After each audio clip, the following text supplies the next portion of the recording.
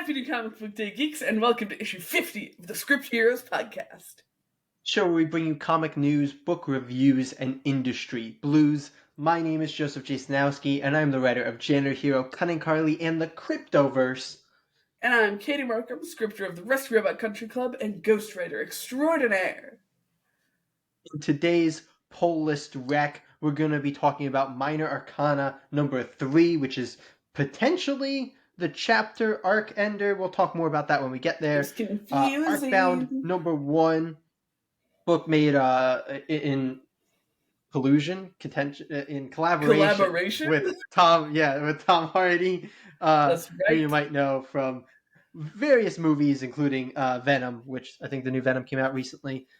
String number 1, a new Mad Cave book. Batman and Robin number 15, which we jumped into last month with number 14 as part of the All In initiative, and TMNT Mutant Nation number 2, which is kind of the companion series to the main Teenage Mutant Ninja Turtles series. That's right.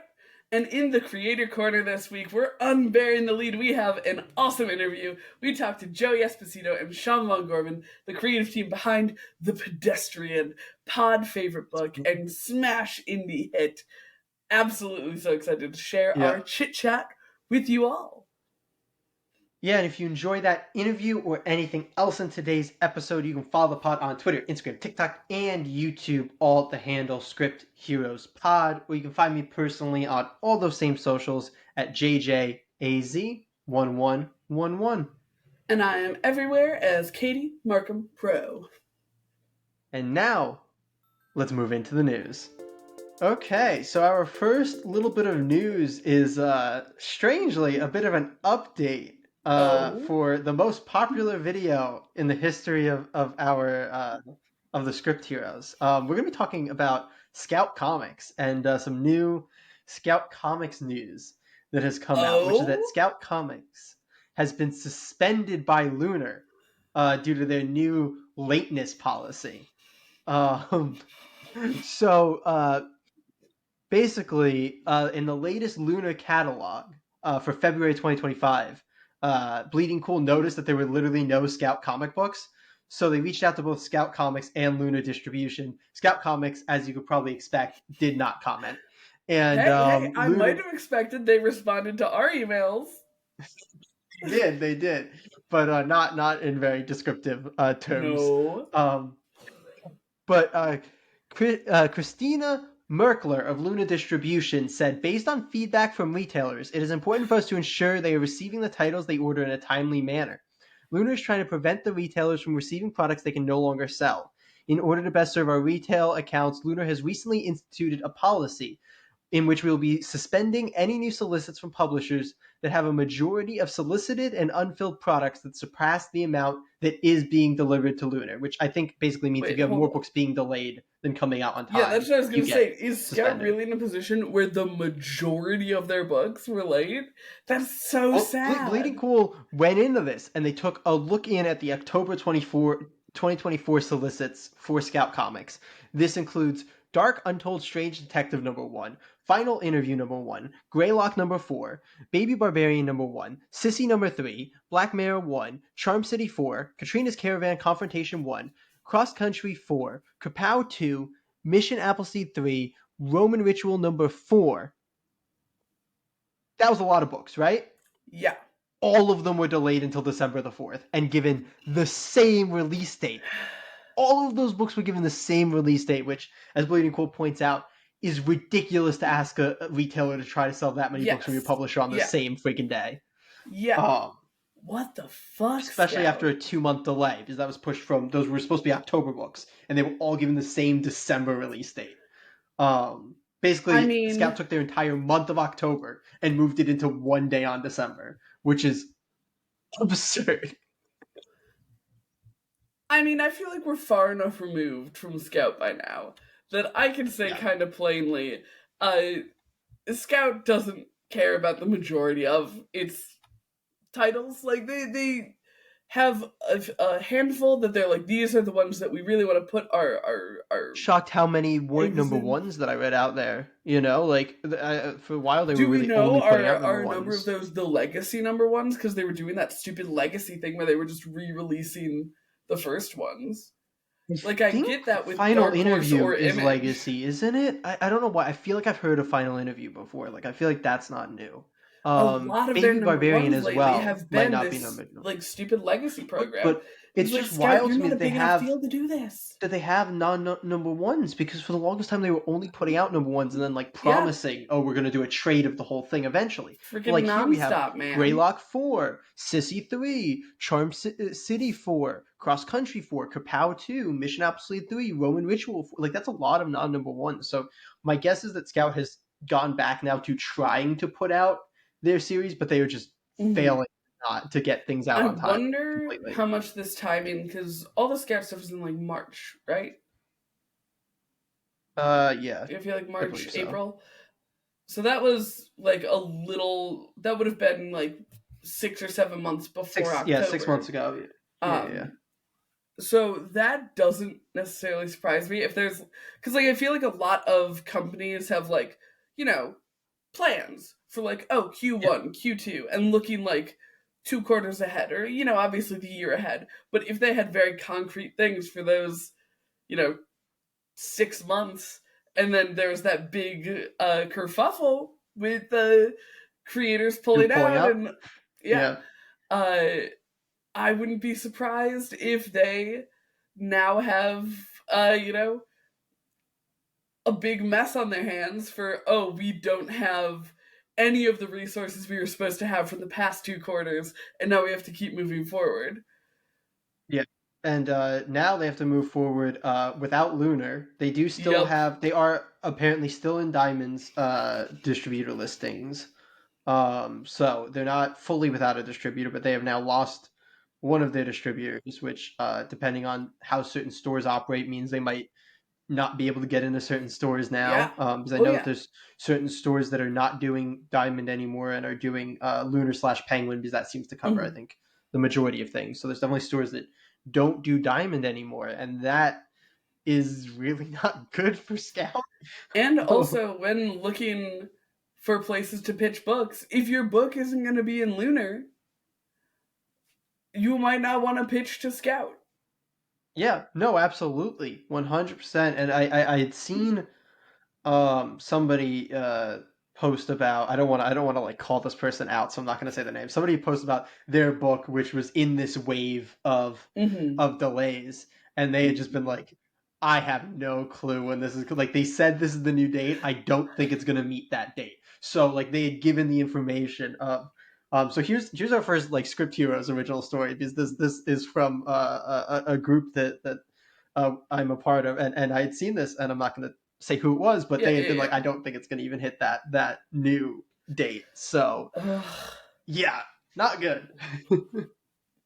Bonkers. Not good But at all. also, in a space where so much of the traction you get in like the indie comic space is through your creators and like the community aspect of it. If you fuck with the community, you've screwed yourself. In my Yeah. humble opinion, like if No, you're no, Dark Horse, if you're they're in a Image, rough that's state. not the case. But for people like Scout, for Mad Cave, it's like no, the people are buying the books because they think the book is cool, but also because like there's a sense of connection with the creative team, Yeah, yeah. and Well, I think Scout even more so, goons. because you have like a publisher like Mad Cave is known for promoting the books themselves. So like you can Yes, be like, oh, right. they actually grabbed an audience. Scout, if you watch our video, notorious for, and I think Scout essentially admits that they because I think it's like in the, like they are not going to promote your book. They expect, so, um, basically They were just sending people to emphasizing your convention. point. Sending, I mean, asking if people were going to conventions and then sending them other people's book to sell. Yeah, yeah, Ridiculous. yeah. Still think if they had operated that better, like giving them stock instead of asking them to buy, Oh copies to yeah, sell, yeah. I still think that could have been a really fucking good idea.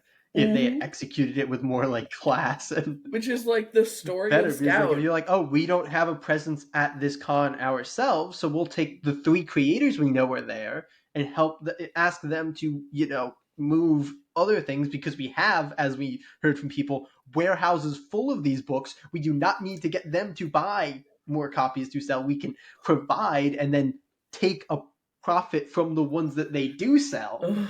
But let's move on. We have more news this week, Okay. and this is the fun. Oh no, this Jay's is the fun gonna try stuff. to make me guess things. All right, This I'm is ready. the fun stuff. So, I don't know how familiar you are with how Free Comic Book Day works, but Quite. typically there are titles that are deemed like gold books, and then titles are deemed like silver books, and then potentially I think there might be bronze too, but basically that's just like the big ones are the ones that are going to have Right. the most copies, and that's going to be like your Marvel, your Right. those types of books, and then like you go down. So we have gotten what I believe is the 14 it's technically 13 plus 1, because for whatever reason 1 did not come out with this, so it's like a separate thing, but I'm doing 14. We've gotten the 14 gold Free Comic Book Day titles I guess announced. that makes sense because it's first Saturday in May, right? I believe so. Do we? And that's just about 6 months out. I know we have a date. I don't know if the date is listed here, so I don't have to grab. Yeah, it is. I'm just saying I don't know that I can confirm you right. No worries, no worries. 100% here. So, but in any case, what I think I'm gonna do here, as we go through, is I'm gonna name the publisher, and I'm gonna see if you can guess what the Free Comic Book Day book is, and I will be nice enough to let you know if it is multiple things, because sometimes Free Comic Book Days are like bundles of multiple things. So I will tell you how many you need to get for a given publisher. All right, I'm very afraid. Are you ready to go? Okay. When Jay teased me that he was going to make me guess, he said I might get 10%, and that feels generous now. But I'm ready. We're going to start with my favorite publisher. We're going to start with IDW. And we're going to see if you can get the Free Comic Book Day. It's only one property. Teenage Mutant Ninja Turtles? That is incorrect. Fuck. Sonic. Because No, that is all. That was a good. That's a good guess. Yeah. Free Comic Book Day, they often do books geared towards kids. Because they did TMNT last year. I think they did TMNT. It was TMNT, but I think there was something else in there. But it was like marketed as TMNT. But I think there was something else in there too. But I might be forgetting. This is probably arguably their third biggest thing after. It is. It is Godzilla. So there you go, third try. So does that count as me getting it for my own point counting in my heart? When I was saying 10%, for my 10% guess, it was for first places. I think you'll get a lot more in the later guesses. All right. But you can count it if you want. But yeah, for my 10% was going to be like first tries. But here's the interesting thing, and I think this is why it's getting the Free Comic Book Day issue over other things. But for all that we could know, IDW could have another Free Comic Book Day issue that's going to be Teenage Mutant Ninja Turtles, whatever. But the interesting thing here is that according to IDW, this is going to be a reboot of their Godzilla universe, starting with this Free Comic Book Day issue. I think that makes sense. I don't think Godzilla has it. I can't remember seeing many ongoing Godzilla things going. No, they've been doing Godzilla Rivals. Yeah, a lot of one-shots the one-shot stuff, right? Yeah, and then they've done some miniseries that I don't think are canon. There was that interesting, I think it was called Skater Diary, Godzilla Skater Diaries. There was a very Skater Bro Godzilla book that I know people have loved, that I think is still coming out. It's on issue 4 or 5 or something, I think. Okay, real quick. I have not seen any of that. How is Godzilla skateboarding? He does not have knees. I don't know if he's skateboard. I think it's a skateboard. I could fully be making up the skateboard. I just know there's this weird Godzilla thing. If it's a Clifford the Big Red Dog thing, and this guy's skateboarding on Godzilla, that'd be rad as hell. Okay, I got the name right. That makes me feel good. It is Godzilla Skater Die. It is a 5-issuer. Yeah, I don't think he's skateboarding. I think it's just a bunch of skater kids with Godzillas. Okay, honestly, that's adorable as shit. I love that. Yeah. But interestingly, I got to call out. But okay, the other important thing is that this reboot is planned to be a series of interlinked shared universe comic books in a similar fashion to the Energon universe. Interesting. Yeah. Weird question and totally valid if you don't know the answer. Do Yeah. you know, does IDW own the rights to like Mothra and the other kaiju? Yeah, yes, they Okay. own the rights to a lot of the Godzilla, or they're like public pieces. Like a lot of the Godzilla Rivals books. That's what the Rivals were. They were like it Okay. would be That Godzilla, and makes then it would be sense. like another kaiju. But they don't have like, well, I was gonna say they don't have the rights to King Kong. King Kong's in the public domain, so they could use King Kong if they wanted to use King Kong. But they don't have like the universal license Yeah. to the King Kong. But the last thing I want to talk about here is the creative team announced for this shared universe. Ooh. Starting with a very interesting name, Tim Seeley is at the top of this. At the I top of feel this like list. Tim Seeley gets his hands on a lot of fun things. Like that man is he is He having does. fun in comic books. And I think it makes sense that with like a massive project like heading a universe, that he would have been like, all right, we need to take a break from local man while I do Godzilla things. Yeah. No, I I don't know think if that he's fully running the universe. tracks. I just know he's the top name listed in the names on this universe. So I don't know if he's running the universe. So let's not, That's fair. That's fair. throw that out. Yeah. But then we have Nicola. I am so sorry. Sizmezaja. I hope I didn't butcher that, but I definitely did. Ethan S. Parker, Griffin Sheridan, Pablo Tunica, Chris Gooch, and Oliver Ono. So yeah, there's That's the fun. Love that. there's the first I like that Pagano they're doing convention. something fun with Godzilla. I feel like uh, I don't have a lot of basis for Godzilla lore, but I have a pal who's like Neither, very honestly. into Godzilla. Um, I'm interested King to see Kong lad what a myself. like universe of Godzilla would Yeah. look like. You know, Well, I like mean, my guess is isn't that they'll try Godzilla to kind of like an kind of emulate the apocalyptic MonsterVerse. force? Yeah, but like they're doing literally there is a god like the MonsterVerse has been happening for the past like 10 years in movies, and that has been I think Mm-hmm. wildly successful. So evidently it is possible. My guess would be just that it'll be multiple kaiju books with sometimes crossovers, but who Yeah. knows? Because I guess my question is Godzilla your main character? Or is Godzilla your antagonist? Uh, Which, the like, it can MonsterVerse be the made him a same good. thing.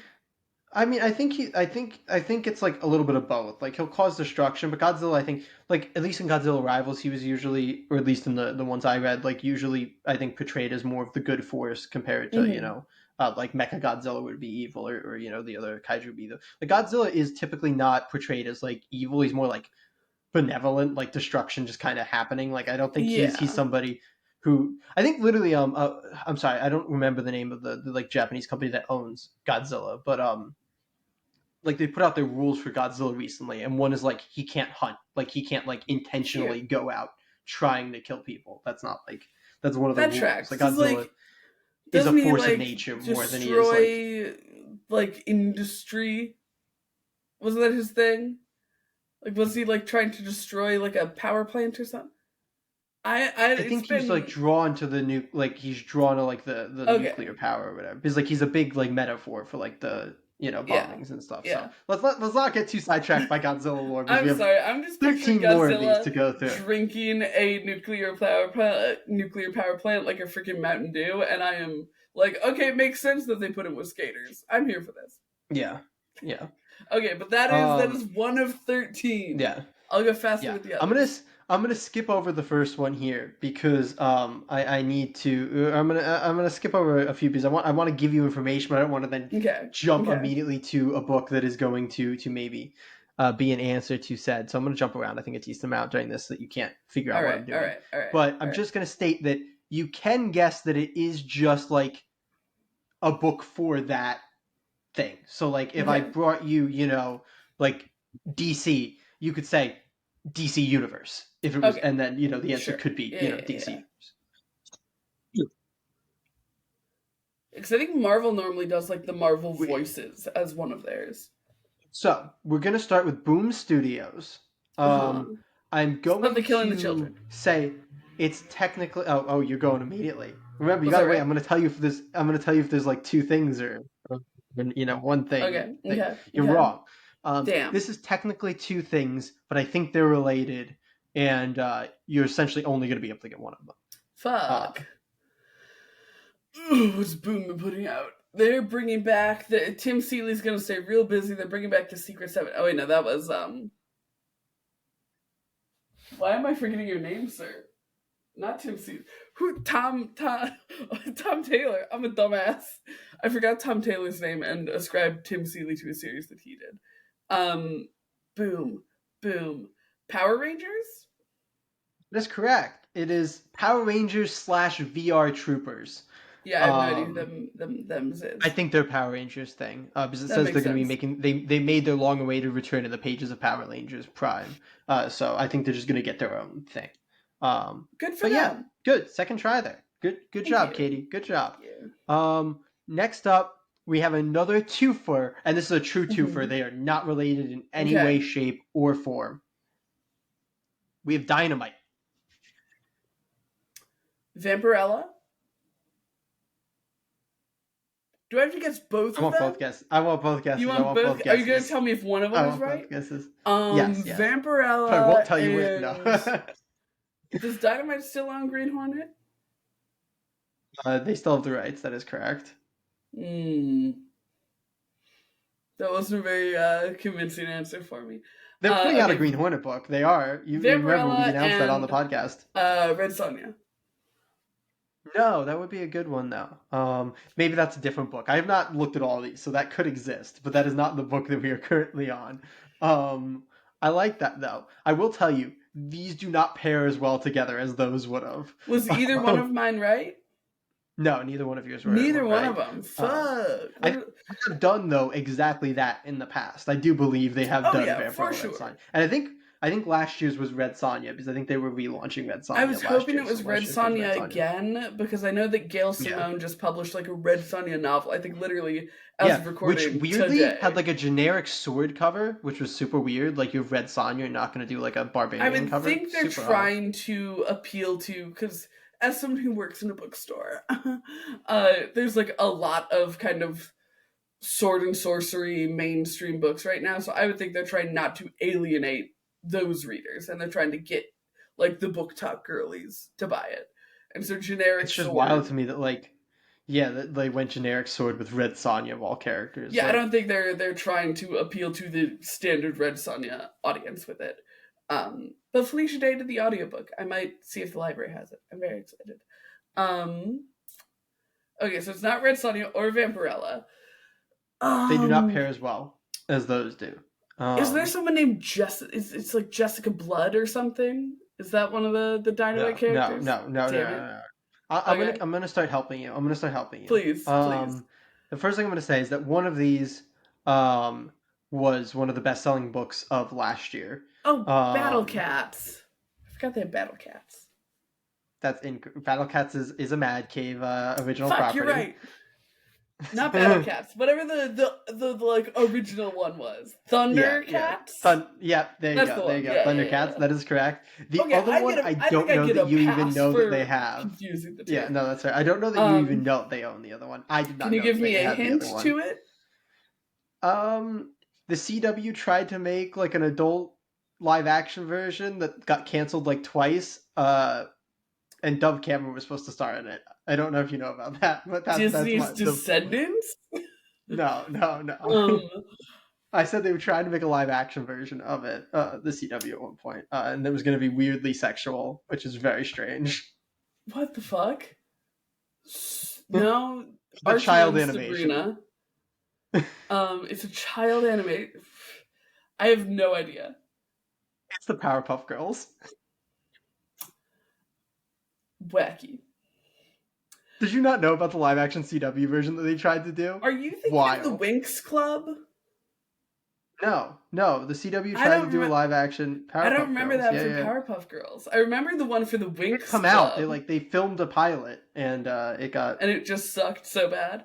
That tracks. Yeah. I think they literally refilmed it or rewrote and it just got canceled again. Very funny. Yeah, I did not know that they owned Powerpuff Girls. I would have assumed that Archie or Paper Cuts?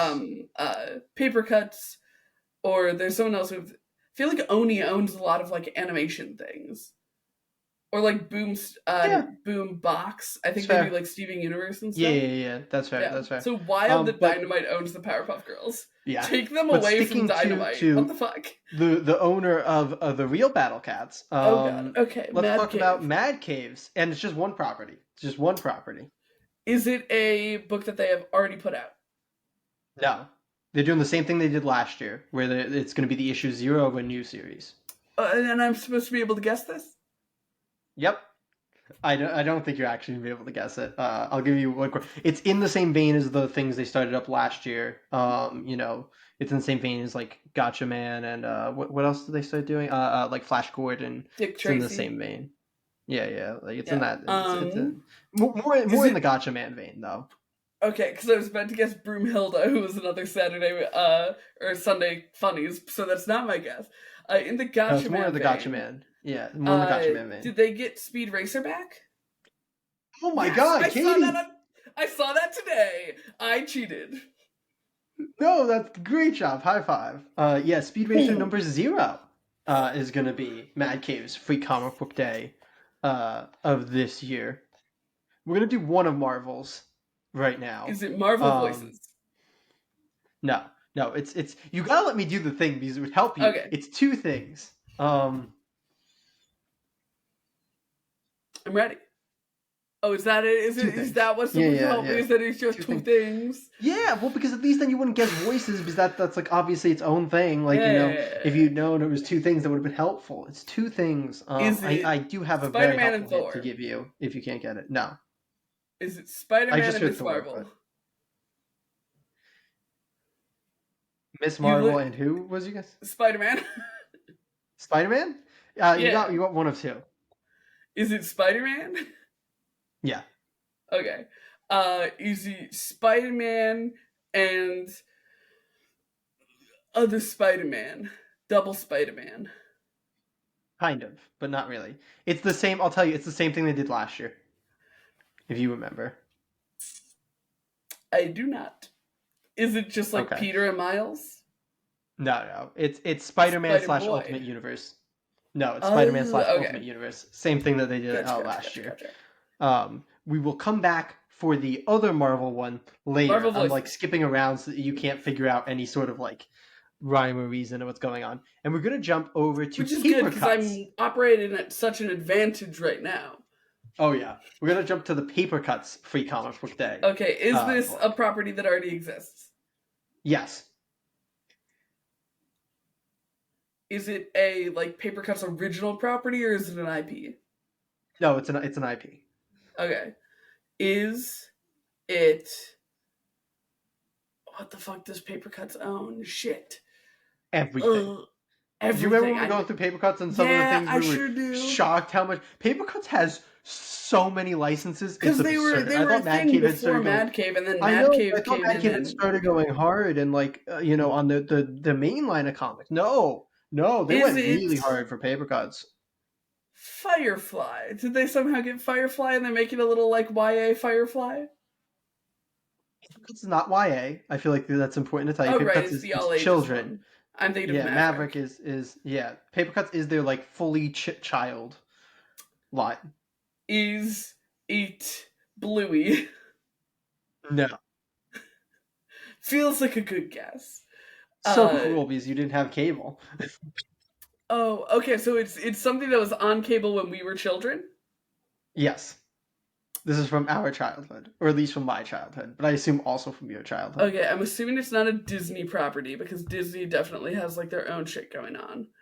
That's incorrect. It is a Disney thing? Fuck.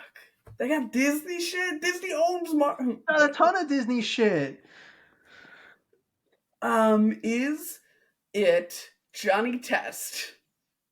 No, that wasn't No, Disney. but I love that guess. Wait, I think that wasn't Disney, Disney, but I love that guess. No, I don't think it was. I think that was Cartoon Network. Cartoon wasn't Network. It? They all blend together. They're just all things that the children in my class were talking about that I couldn't join in on. You're on the right track, though. You're on the right track. Animation from our childhood.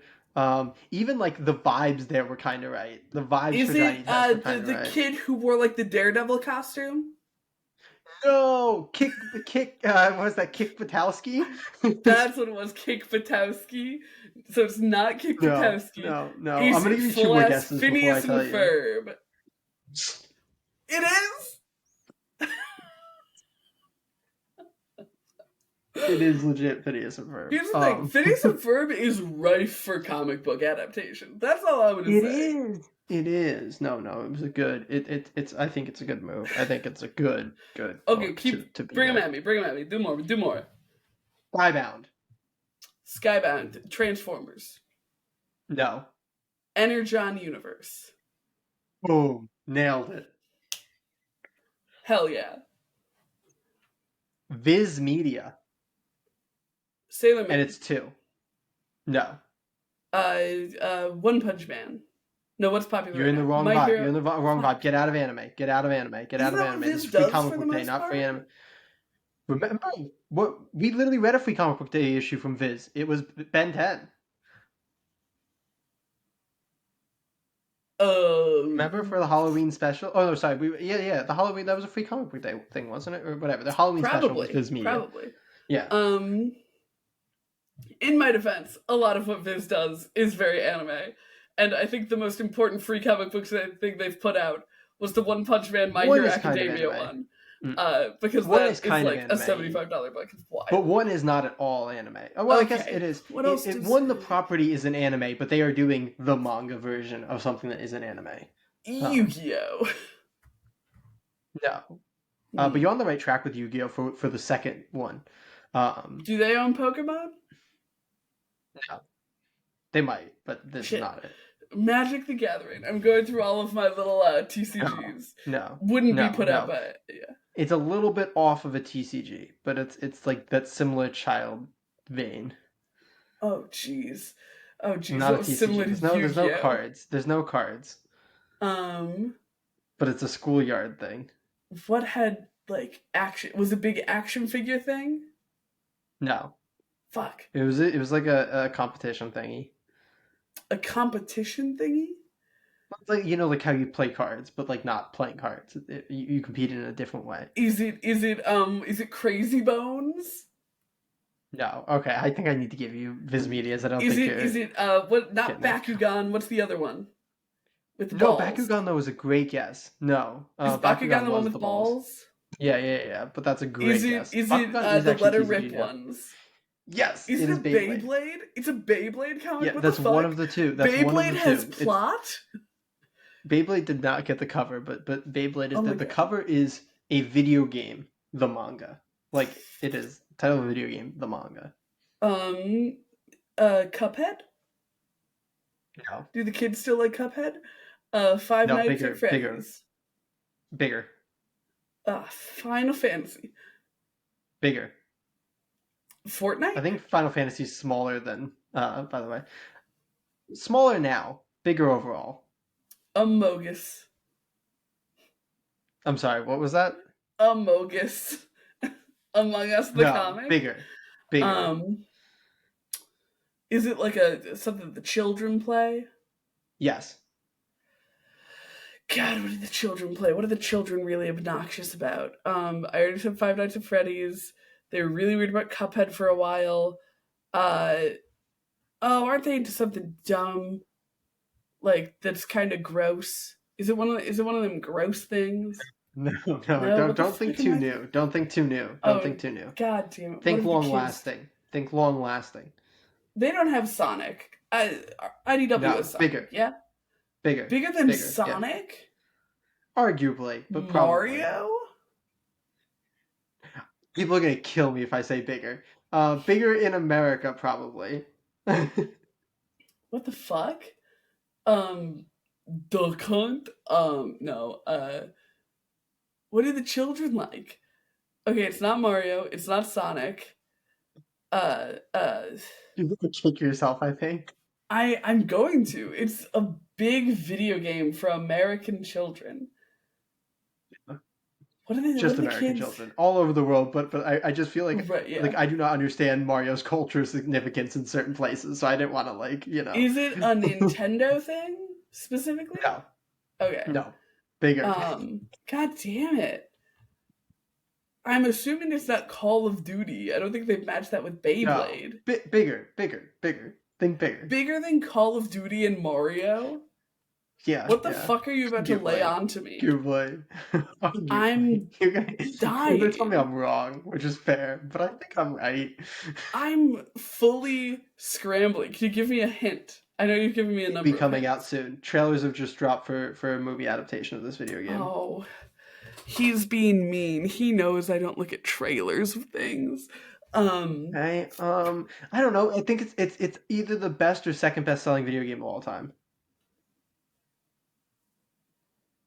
I can't I, remember if one of the GTA's beat it. is it Minecraft?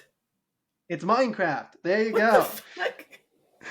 It's Minecraft the manga. See, now I feel like it's not unreasonable for me to have struggled as hard as I was. No, it's just really fun because like I felt like Because with the amount of figures that I was saying, eventually you would get them. I was like, Minecraft's like I thought would be where you would get to if I just yeah, kept for saying sure. I bigger. guess I was thinking in terms of like iconic characters and stuff. Because look, oh, it's a No, book that's that has fair. story That's fair. happening. I didn't think it was going to be That's fair. Minecraft Steve No, that's fair. That's fair. on the Let's cover jump because you ahead. seem to have the covers. We got. Is he in blocks? Yeah, he's blocked. It's not Steve though. Importantly, I don't Is it think it's Steve the anyway. Alex? He kind of no. He it's maybe it is meant to be Steve, but it's like an anime version of Steve. Like it's a block guy with like red spiked, anime hair. See, And I'm a like, little disappointed that it's not just like hot anime boy Steve. That'd be so funny. That's fair. But let's move along. We've Yes, got yes. two on this one, and it's Dark Horse. These Dark Horse originals or IPs? IPs, both of them. What is Dark Horse currently putting out IP wise? We've got. I'm going to help you a little bit just because we're running low on time. We've got one of the biggest IPs ever in the history of the world, and we have one of the greatest cartoons ever in the history of the world. Shit, what does Dark Horse own? Avatar: The Last Airbender. They own Avatar. One of them's Avatar. Boom. Yeah. Nailed it. And one of the greatest cartoons in the history of the world. And what was the other one? One of the IPs biggest IPs ever? Yep. And you need to get out of your head something that you thought earlier about a company that you didn't think would license out, like comic Okay, book so it's a IP. Disney thing. Yep. Boom, Johnny Test. Yes. One of the biggest IPs in the history of the world. Is it just full ass Mickey Mouse? No. That'd be funny. That'd be funny. It's a weird. I'm not gonna make you guess the specific thing because I didn't even know it existed, and it's Marvel definitely weird the specific thing. Now. But if you can hit the property, Dark Horse you can used hit to. the property.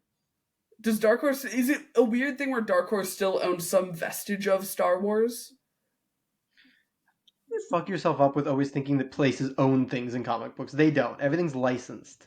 But you are correct. It is Star Wars. Okay. See, that's wacky to me because I thought that Marvel would have like a little bit of a chokehold on that. So the thing is, it's Star Wars Young Jedi Adventures. So it's like a kid's Star Wars book. Gotcha. So what you have to say is not like Dark Horse just has somehow still maintained it. It's like they now have licensed the ability to do a Star Wars thing. In any case, let's move along to Archie Comics. I'm gonna say it's Archie. Nailed it. We're gonna jump ahead to Image Comics. IPs or original properties? Original properties.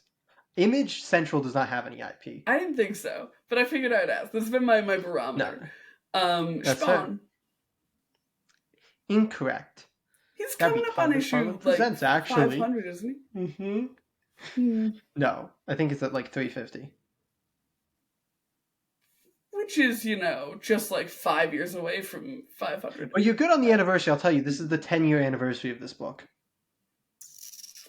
10 years ago was 2015. That's so not helpful. Oh my god. I expected that to be a much more like distinct And they have put out, according to this, 40 plus issues. 40 plus. That's so few. Like, it's not actually so few. I think you probably have heard of this book. I've heard of this book, but I know literally zero about it, so... Okay, shit. What does I might Jay just give not it to you if you can't get something soon. Can you give me one more hint? I don't know that I can. I believe in you, even if it's an obvious hint. Kind of fairy tale-ish title. Fable? No, that was a decent guess though. What's the one that A Wolf Among Us was? That was Fable. Never mind. The Wicked and the Divine? No. Do you want me to throw it to you here? Because I don't know that I can give hints because I don't know anything about Saga? this book. No. I could have given hints you've for Saga. read Saga. I've read some yeah. of Saga. Yeah. Never mind. It's I Hate Fairyland. Oh, Scotty Young. Yeah. Cute. They recently have released like a really fancy hardcover of it, and at my bookstore, people kept putting it in the kids section because it's Scotty Young art, and I'm like, no, please, it's so violent and gross. We've got the next Marvel book, which is also 2. It's also a 2 for Thor and Loki. No, incorrect. Elektra and They're Daredevil. not related that much. No, stop trying to go for the close relation. They're not that related. No. The new Punisher is one of them. No. Bigger properties. Bigger. Iron Man. No. More classically big, not MCU big. Fantastic Four. Yep, that is one of them. Amazing. So we got the Fantastic Four, and they have no connection to this other thing, which is a hint in and of itself. Yes. I suppose. Fantastic Four and Captain Marvel. Bigger than Captain Marvel. Black Widow. And not MCU related. I feel like that was important. I'm sorry, did you say Deadpool? Important. No, I said... You're on the right game with Deadpool. I did not say Deadpool, but good to know. Gwenpool? I'm sorry. No, not Gwenpool. No, bigger. Classic Marvel. Right vein with Deadpool. Is it Cable? No, classic. More classic than that. I feel like if you're saying I'm in the right vein with Deadpool... What is Deadpool connected to? The X-Men specifically. Yeah, there you go. Okay. There you go. Yeah. There you go. Nailed it. We did that. Random House children's books. Oh my god, you motherfucker! Wait, Lore Olympus? No, you can get it. You can get it. I can. Can I get a hint? Children's books. Think children's books. Yeah, children's books. Iconic children's books. Captain Underpants. No. Classically iconic children's books. United under a single banner that you can call the title of this book. United under a single fucking banner? What? Your school probably used to have a whole day dedicated to this for some reason that I still don't really understand. You know I went to Catholic school. Oh, right. Sorry. The Holy Trinity. That's my bad.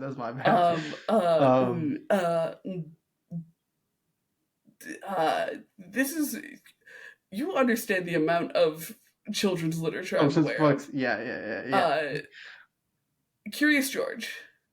No. United under a single banner for a bunch of different things, like one label that is also the name of the creator. Dave Pilkey. Mo Willems? No, you don't know Mo Willems. We've been over this. Like the most, at least like mainstream, Dr. popular Seuss? children's. That is correct. It is Okay. Dr. Seuss graphic novels. Yeah, there used to be Dr. Seuss Day at a lot of American elementary schools. I don't know if you I like were that you say aware that of as that. if I'm not American. Very It was weird thing. Catholic, not Canadian. No, it just meant like you know. No, that's fair. You know what I meant. Yes. I think this is the last one here. Thrilling. Titan Comics. Doctor Who. No. Damn, that was going to be so good if I was so confident and got it in one. Firefly.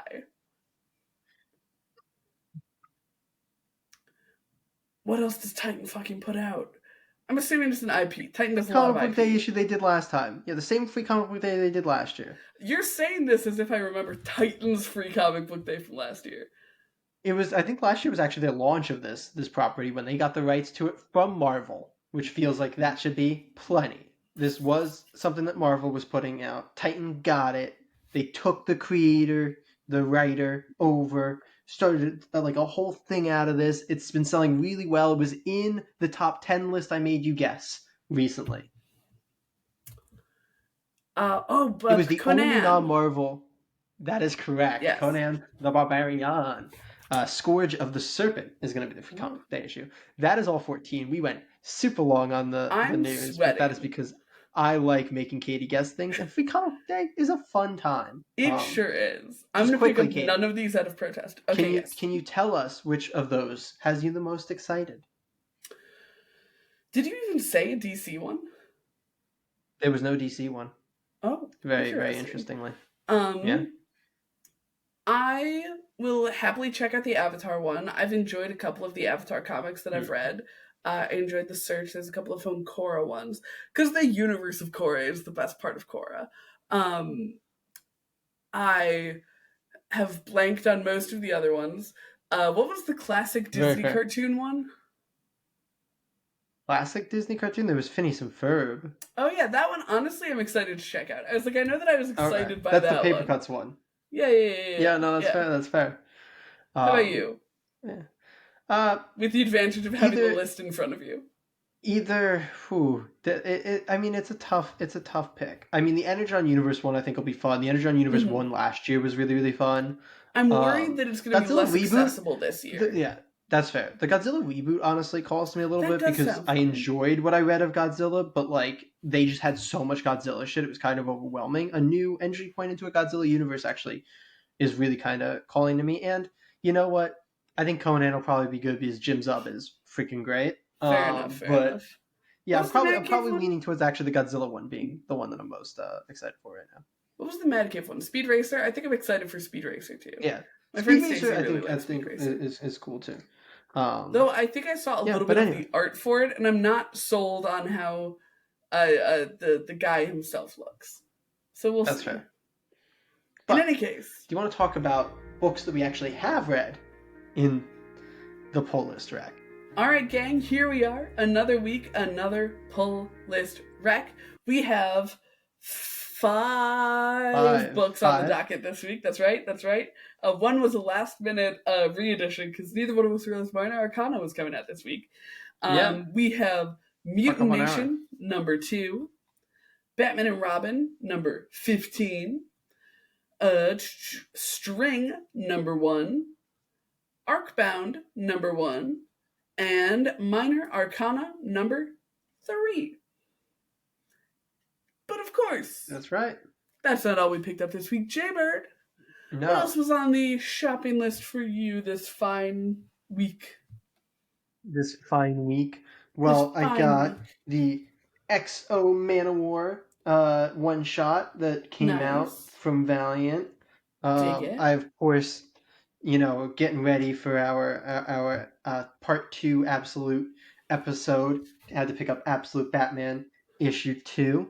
Hell yeah. Also had to get Green Lantern number 17, of course. Nice. Is that still the Jeremy Turtles Adams? of Grayskull number? Yes, it is. The Turtles of Grayskull is Jim Seeley number 2. That is correct. We love having fun facts on lock. And Transformers 14. That is everything I picked up, Katie. It seems like you do not have physicals with you this week. The thing is, I do, but I had to pick up 2 weeks worth of books, so they're all mixed together. Which always confuses her. Because they're all mixed together. But I also picked up Absolute Batman number 2. I picked up Calvera P.I. number 1.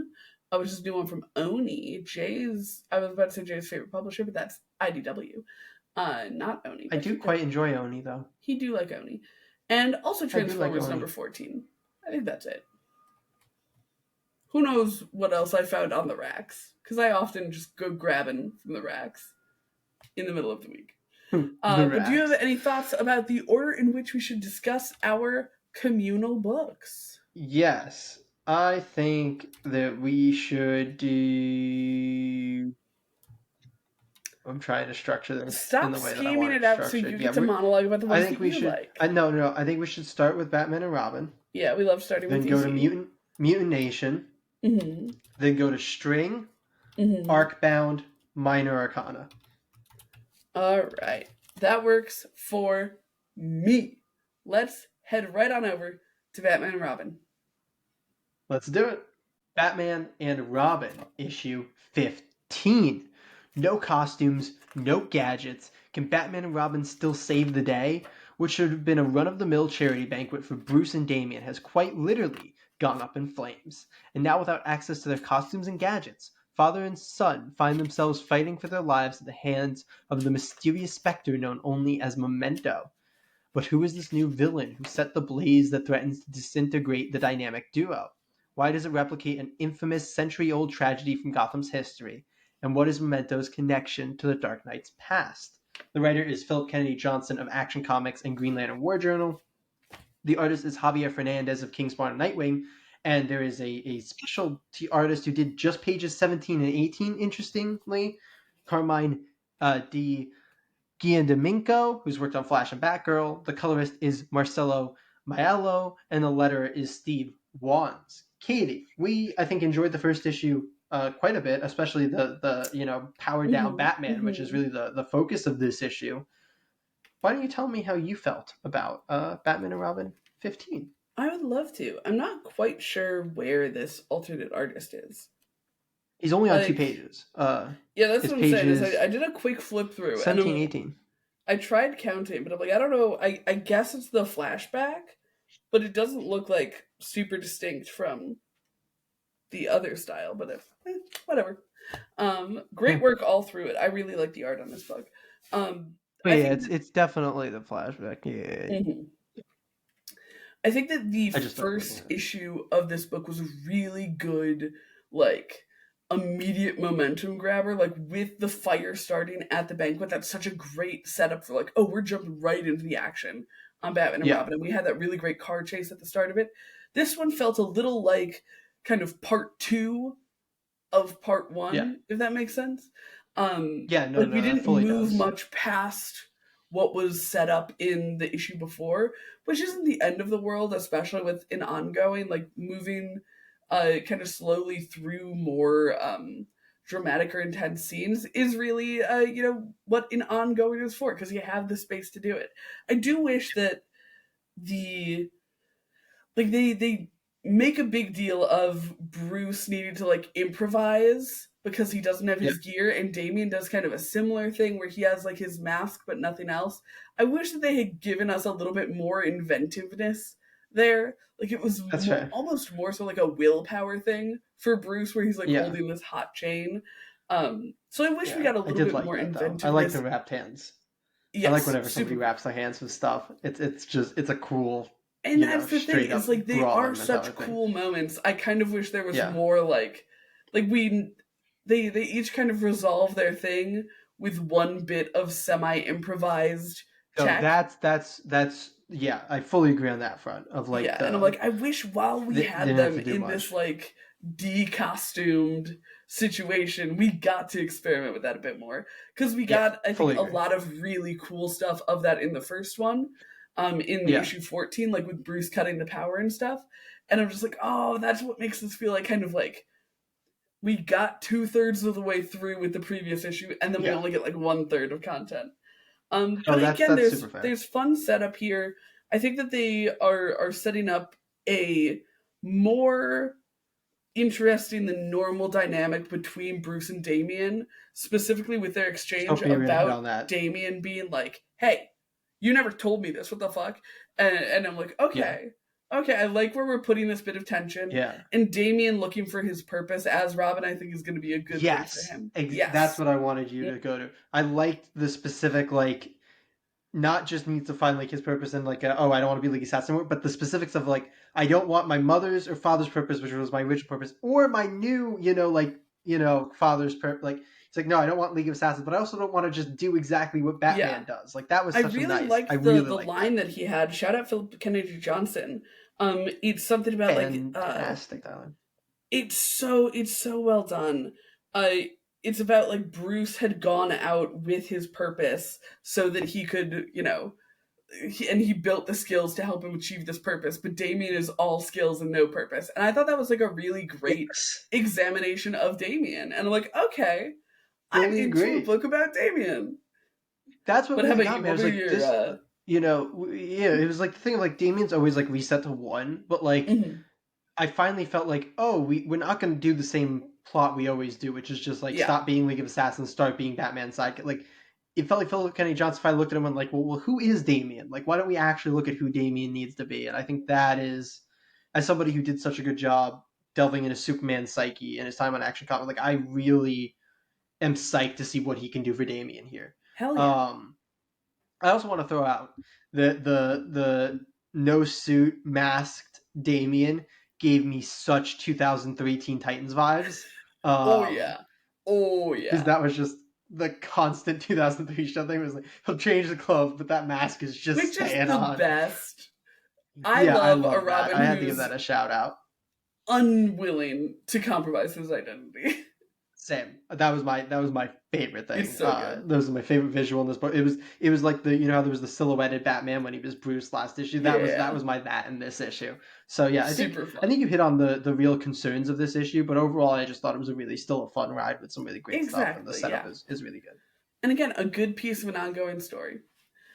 But with Yep, that, fully are agree. we ready to talk about Mutant Nation? I am. Let's do it. Mutant Nation number 2. I'm jealous of your cover because I really like the Casey Jones This is the A backups cover. on this. I also I like their little graphic design element here, the mutation thing out of Mutant Nation. That's so cute. Just a little shout out to whoever did the logo for that because super fun. Assist an old enemy in breaking into a highly restricted Nathan Reddick, shout out. Famously classified government facility, it's not exactly the freewheeling road trip Raphael had in mind, but with Pepperoni's life in the balance, he's driving in head first. It's the point of no return, and Raph and Metalhead breach Area 51. Surrounded by the EPF's coveted technology, Metalhead's motives come to light. He'll stop at nothing to commandeer the secrets of this dimension. And time is running out for Raph to find Pepperoni and use his strength for good. But a clean plan is off the table when old friends cry out for help. Then, in the heart-pounding backup story, Casey Jones endures Karai's grueling test of loyalty, and a run-in with Bebop and Rocksteady gives him an idea. The writers here on the main story it's Tom Waltz of TMNT, The Last Ronin, and Wolverine Blood Hunt. The artist on that one is Vincenzo Federici of TMNT and Jennifer Blood and Red Sonja. The writer for the backup is Eric Burnham of Red Sonja, TMNT, Saturday Morning Adventures, and Ghostbusters. And the artist on that is Mateus Santaluco of TMNT, Dial H, and American Vampire. The colorists are Rhonda Pattison and Marco Lesko, and the letter is Russ Wooten. That is a mouthful. Jay, Mutant Nation number 2. How you feel?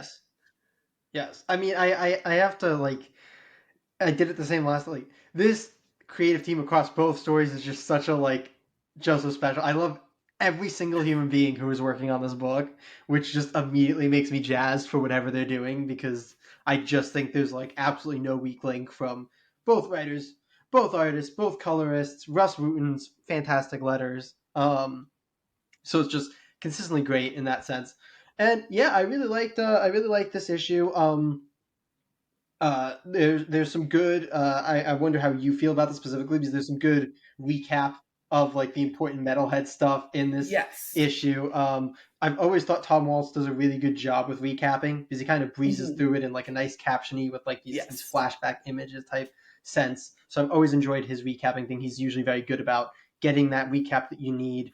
So that was great. And then I really like this new Metalhead dynamic. Metalhead is usually much more of a come in, get what I want kind of got this blackmailing Raph angle for Metalhead. I thought was a super unique and new take on this character who's been around for a while. So I was really, really excited about that. And then we get a little mute animals teaser at the end of this. We see them in cages, so that's very interesting because it means that maybe we'll be jumping into more of the mute animals and old Hob that we saw in TMNT Alpha. So that's very exciting. Quickly jump to the backup because we have 2 stories to talk about here, so I'm trying to go through as quickly as possible.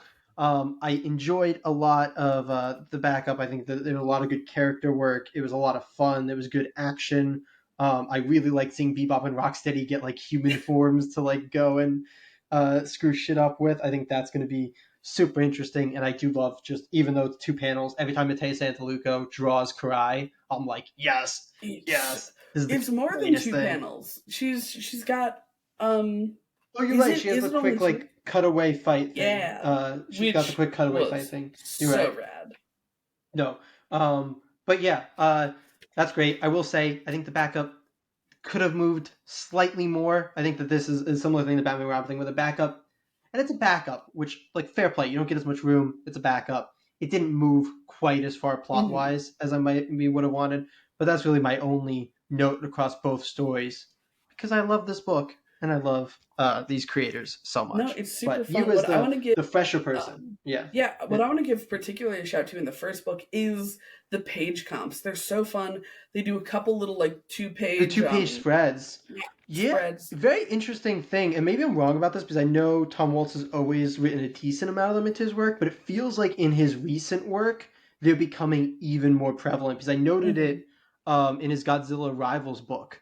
It was constant, and it was a lot here too. So I think he's really leaning It's into that super more duper in his fun. recent work. I also loved the phone conversation page. It's like a 9 panel grid All the same where image. every exactly the same image and every other panel, someone on the other end of the phone is like the guy's listening to the phone, so there's like no text or anything. So you get a really good sense of rhythm in the conversation. It was very like David Aja to me, which was fantastic. There's just a lot of really fun things going on with the paneling, a lot of like panels layered on top of each other, breaking through panels. But the star of the show for me really is the backups. I really like the story going on here. I don't have a ton of context for it, which I think is also like super exciting for me. And Yeah, I love Karai. Like the Rye fight was is a little great. much, especially because I don't know who this like super tatted training partner is. So like the Yeah. lack of context there is a bit rough. But I'm just really excited by the story being told. Also, another one with a great 2 page spread. Super duper fun book, both in the Matteo primary and the backup. Santaluco is so freaking good. It's absurd. He's amazing. And so is So fun. Vincenzo Federici. Absolutely love his work, but Matteo Yes. Santaluco will always be arguably my favorite modern Ninja Turtles artist, I think. Probably my favorite modern Ninja Turtles artist. He's so freaking good. He's so But good. Yeah, great yeah, stories, back and front. Are you ready to talk about string number one? let's do it. String number one. Yoon Suk Namgung is a 25-year-old Korean American woman with a remarkable ability to see 2 types of strings connecting various people. The first is blue and stretches between sexual partners. The second, dark black, connects murderers and their victims. If you have a murder that needs solving, Yoon can help. Worried your partner is cheating on you, Yoon can literally see the connections. Yoon's life, for all the drama and constant TMI, is good, at least until the day she notices a string, a black string, connected to herself. This means she'll either soon murder someone or be murdered herself. So dang. Which one? Major spoiler there, by the way, for the Yeah, first issue. yeah, So yeah. I apologize, but I guess now we can just spoiler the first issue. So There that's you great. go. Yeah, The writer on this book is Paul Tobin of Spider-Man, Plants vs. Zombies, and Marvel Adventures. The and artist is also Carlos. My Date with Monsters. He had to shout out her Had to face shout right it there. out. Check out our bonus stats. Artist is Carlos Oliveras. The Ocean Will Take Us, Buffy the Vampire Slayer, and Warcraft. The colorist is Sarah Colella, and the letterer is Taylor Esposito. If you want to do credits in the future, Katie, you can do them. I was just shouting it out so people can remember that we did a Strange Senator Super Show on possibly the weirdest thing Paul Tobin has ever written. That's true. Go watch that. But yeah, Katie, why don't you talk to us about String? String. So it's a first issue, and I It think that is. it is putting a lot of heavy lifting on the first issue. If you couldn't tell from the blurb, the main mechanic of the universe, these strings, is very dense. Like it should be it should be simple, but I think That, that that was my. That's what I wanted to say. They make it very. I don't know that it needed to be dense. exactly. They make it super dense. They go very exposition heavy, and I don't think that the actual structure of the issue did it any favors. We start with a very like um almost, is it Jack Kirby who iconically would like boom on an exploding spaceship and then jump back in time. Yeah, Yeah, the yeah, Jack Kirby, yeah. exactly. But Like, it's how did I get one, here? Yeah, not thing. like in interesting enough. How did I get here? And Yeah. two, not like a bombastic enough one. Like it's No, the it's first not like a page as splash. opposed to It's, like a double like page splash. Exactly. yeah, exactly. Like, that was the thing. Like, it would be, oh, you start on a splash page, and then you, like, that was the iconic Jack Kirby thing. Yeah, yeah. And the thing is, I actually really like the first few pages after that, where we see her come into the police station and we see the weird way that everyone reacts to her because they like all know that she's weird. But then it's like literally 3 pages, and then it's again super like exposition dumpy. I don't think the characters interact in a way that is like super real feeling. Um Explanatory. yeah. And It's then pretty much the cop. What is their name Luke. again? Luke and Luke, Luke asking and questions Yoon. that, like, the reader might want answers to. Yeah, and like there's a much easier and more elegant way to introduce those concepts into the story, which is having them actually like happen in the story. So if Yeah. we didn't start out with Luke maybe, and instead she was paired up with a different cop and we see her successfully solve a murder or something. It doesn't help that one of the first things is her also pointing out that Luke's girlfriend is cheating on them. Like it's all In so a scene heavy that gets handed. like no weight. It's so weird. Like, it's Yeah. like, that scene was really weird to me. It's like, oh yeah, no, like, oh, that was, it's like this little joke of, she makes the connection between that person and somebody else that they're sleeping together, and he was like, oh, that was my girlfriend, except I guess not anymore. Now let's move on. And I was like, I'm sorry. Yeah, it was the way that this whole issue read is like we're trying to get you to the story. It's like you could have just put us Yeah, in the story. Um agreed. so it It's felt like weird a because it's lot weirdly of like just set like up. Yeah, yeah, go ahead. it's weirdly set up to feel like it was going to do that, because they didn't Yeah. start on like a, oh, he discovers her, or he has to like they start on a, she's showing up for work and he is already aware of Well, her and what her supposed I powers think that are, she was or called into the they are. station to help in their investigation. Yeah, So but yeah, she's yeah, not really exactly. showing up for You know, work. Yeah. no, But but that's but like, yes, yeah. they are. Luke is already aware of what she can do. You know, like, Yes. yes, he's learning the specifics, but like, it's not like they, like, you would think if they wanted to do this heavy exposition, they would do the traditional format of like you discovering with the character this person, and Hmm. then like you get all the explanation. It felt like the setup of like, oh, Luke is already aware of her to some extent, is the setup for, oh, we don't have to do as much exposition, but then we still get a whole issue of them just like going around talking Yeah. and talking like specific, like you said, it's that we do not need the level of specifics that we got. Like, Yeah. it's a very simple concept. You see strings between people who sleep together. You see strings between the murderer and their victim. We do not need to know how long ago they had to sleep together for you to see it. We do not need to But know, also, like, if you do an like, the offhand specifics of all these comment, things. like she says an offhand comment when they're looking at Luke, and she's like, "Okay, I can see that one of them is more faded, so it's older." But then they like dip back into the well a number of times, and it's like Yeah. you don't need to do that. Like we got the offhand comment, and you don't need to make that in answer to like a question. And it's also so Yeah. weird that Luke is like, "Hey, do you want to go get lunch first, or to look at a body?" And it's like I don't want to watch two characters go to lunch, you know? I mean, like, there's times and places for it, Yes, but but like in a this book is like this is very not a book clumsily where placed. Yeah. exactly. Yeah. No. And So like a lot of the not pages not are a great covered in first issue. dialogue. Like, it's not Yeah. even like, oh, okay, why did this take so long? Because they didn't want to cover pages in text, so they let the conversations cover multiple pages. No, like, every page was dense and full. And then like when we Hmm. did get the quote unquote action, which was like the beginning splash, it just didn't feel like it really had much weight to it. I don't know if you felt the same Exactly. way about that scene. It Agreed. was very weird to me. Um, yeah, Yeah. I don't know. Maybe I was just burnt out from how many No, I questions think that it was Luke just not asked. a particular like I said, it wasn't a particularly exciting scene. It felt like the Yeah. type of thing where they were like, let's pull the moment where he throws the dog because that's like zany. But it didn't tone match the rest of the book or anything. It was very weird. Not a great first issue. Do we want to cleanse our palate with another first issue? Or possibly not cleanse our So palate? let's talk We'll see. about Arcbound number. Minor Arcana number 3. In the conclusion to the mystifying first chapter of the new original series from Jeff Lemire, Teresa is worse for wear after her emotional encounter and first journey to the unseen world. Intoxicated on spirits, she channels her frustration into the front yard of an old ex, where the embers of a love lost are still painful. Unexpectedly, it's where she'll meet a fellow traveler of the unseen, but it's not who she'd expect. The writer-artist of this series is Jeff Lemire of Sweet Tooth, Black Hammer, and Maze Book, and the letterer is Steve Wands. Apparently, leaving this book much sooner than we thought, because this is maybe the end of the Book of Wands. So sorry, Wands, Yeah. you gotta go. Sorry, Steve. But Katie, you've loved the first 2 issues, and you're a big Yes. Jeff Lemire fan in general. So I sure why don't you am. talk to us here about Minor Arcana number 3, which I did not know until I started, pulling up the blurb, was the final chapter, even upon reading it. So I'm interested to hear your take on that, or the final. Like I can final, see with where I can see with where the book ends, how it's like a chapter end. Like we have a kind of moment of turn for Teresa.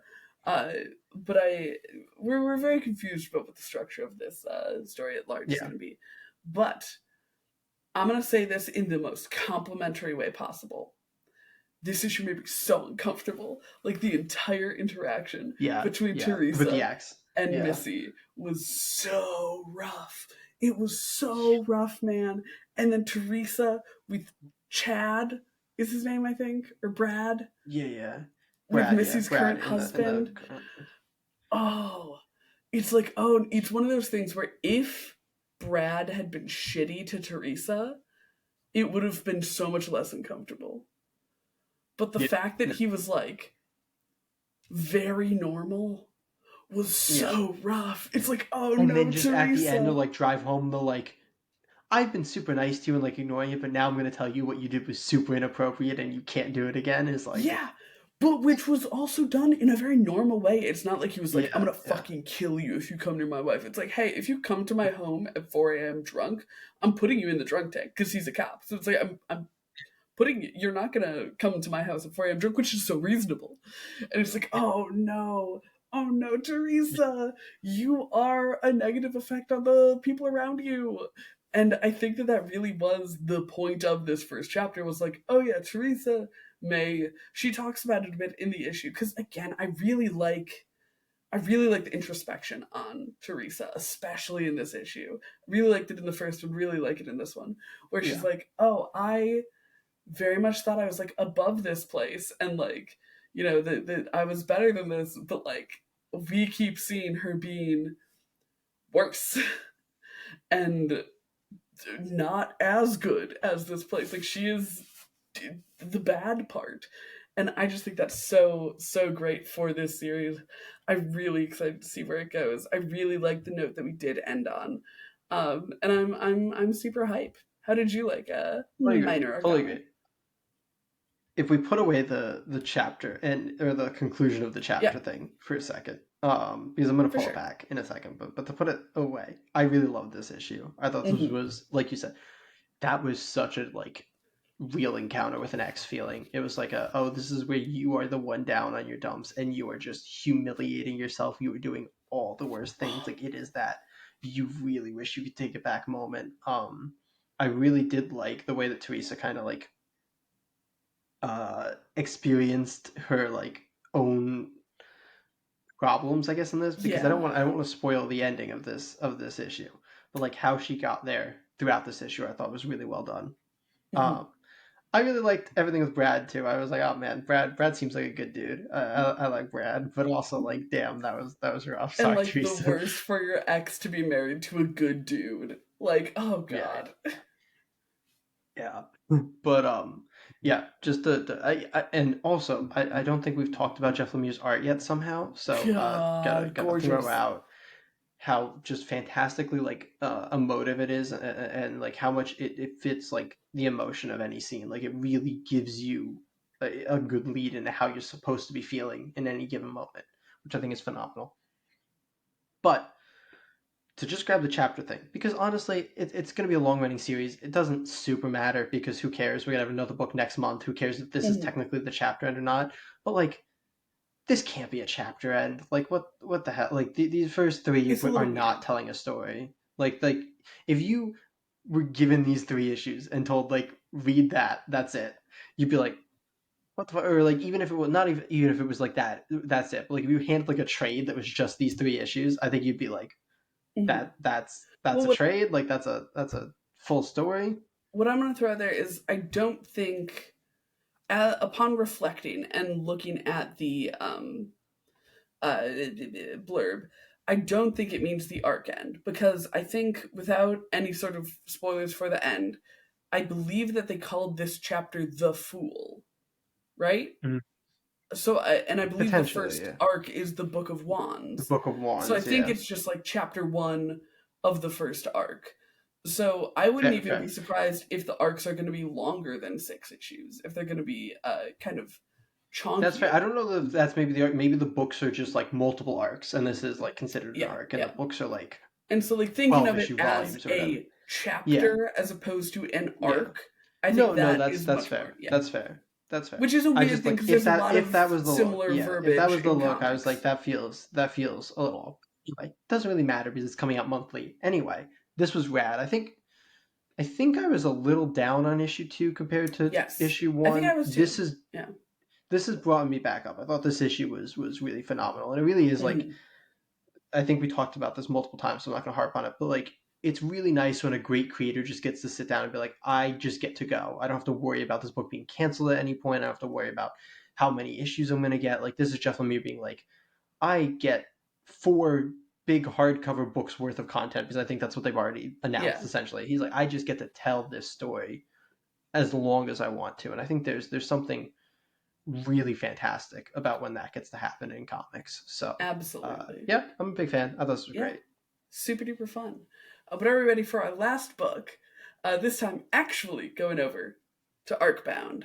Arcbound number 1. In a future where Earth has become a barren wasteland, Xenetic is harnessing the unmatched energy of chromium to assert its dominion across the stars.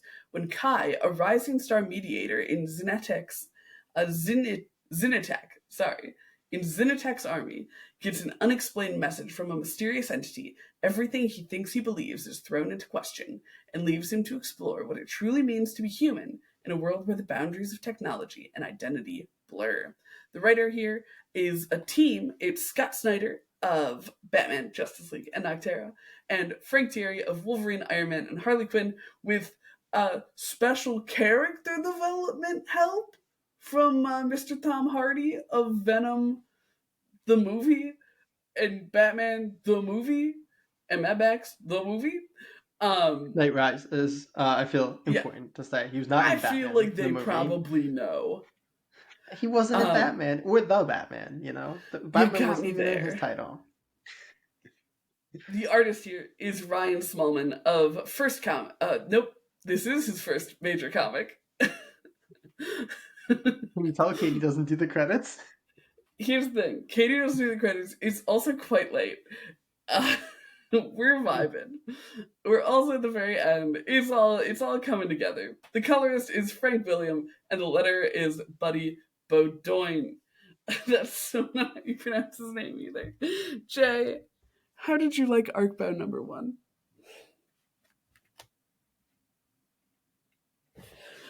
Recompose myself, but I thought this was really rad. Yeah, For Ryan Smallman's first at least major comic. I I was really love trying to the find art. any other comic work from him. Like I think this is straight up his first comic, but I could be wrong. There could be a small comic somewhere. Ryan Smallman seems to mainly be somebody who does like video game art and movie art Hmm. and that kind of stuff. I thought he felt supernatural, Oh especially in the yeah. action scenes for Hmm. comics. Like there's some rad action scenes in this. It Absolutely. actually gives me a very invincible vibe in Ooh, terms of like the fight scenes, which I think is funny because I think Ryan Otley did a variant cover, if I'm not mistaken. cute. I think I'd seen that. Love that. Um, but in any case, I thought this was really, really cool. This feels like a not necessarily like a super unique story because it takes a lot of like classic sci-fi things, like Hmm. oh we're mining for resources and we're going to these planets, and kind of imparting on them, but it's got like a unique spin on it. I think, and like there's a lot Exactly. of cool setup here and cool ways that a lot of things kind of start to connect in this issue. This feels like, we were just talking about like exposition dumping on you. This issue doesn't really do that at all. It kind of just very naturally drops things, I think, throughout the plot, Exactly. and like it's all these cool sci-fi concepts, and I'm like, ooh, I like that. Ooh, I want to see that. Ooh, I like that. And then literally just in the first issue, one of those concepts that's just kind of dropped comes right back in Yes. like a very important way, in a very very cool twist ending of this issue Oh yeah. that is so rad. Super And rad. it just was so nicely peppered. Like everything, the way that it built up, the way that they started, like they drop a lot of characters on you in this as well. Hmm. But I like a lot of them already. I really like Kai. I thought Kai. Xander was a Yeah. really cool foil to Kai. I'm very interested in War and what I exactly love is going on Xander. there.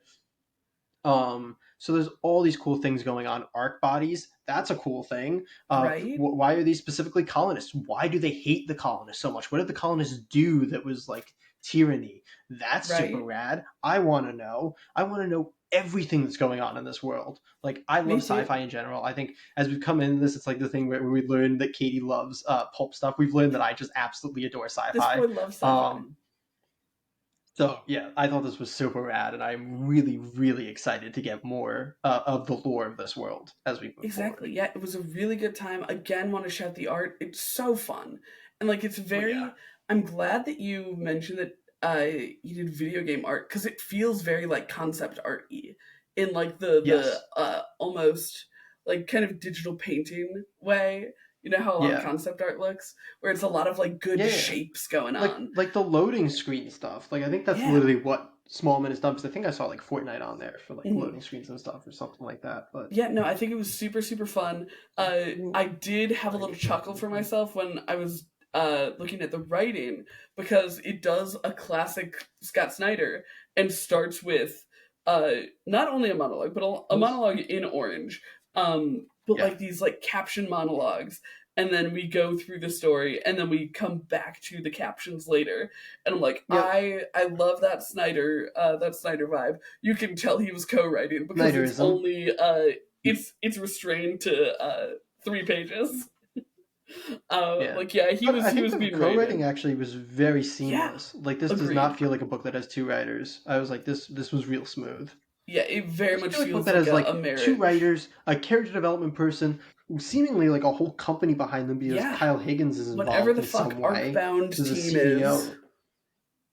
It does not feel like a book that has as many people as it seems to be working on it, Mhm. which is I think a huge compliment. Exactly. Yeah, and it feels it.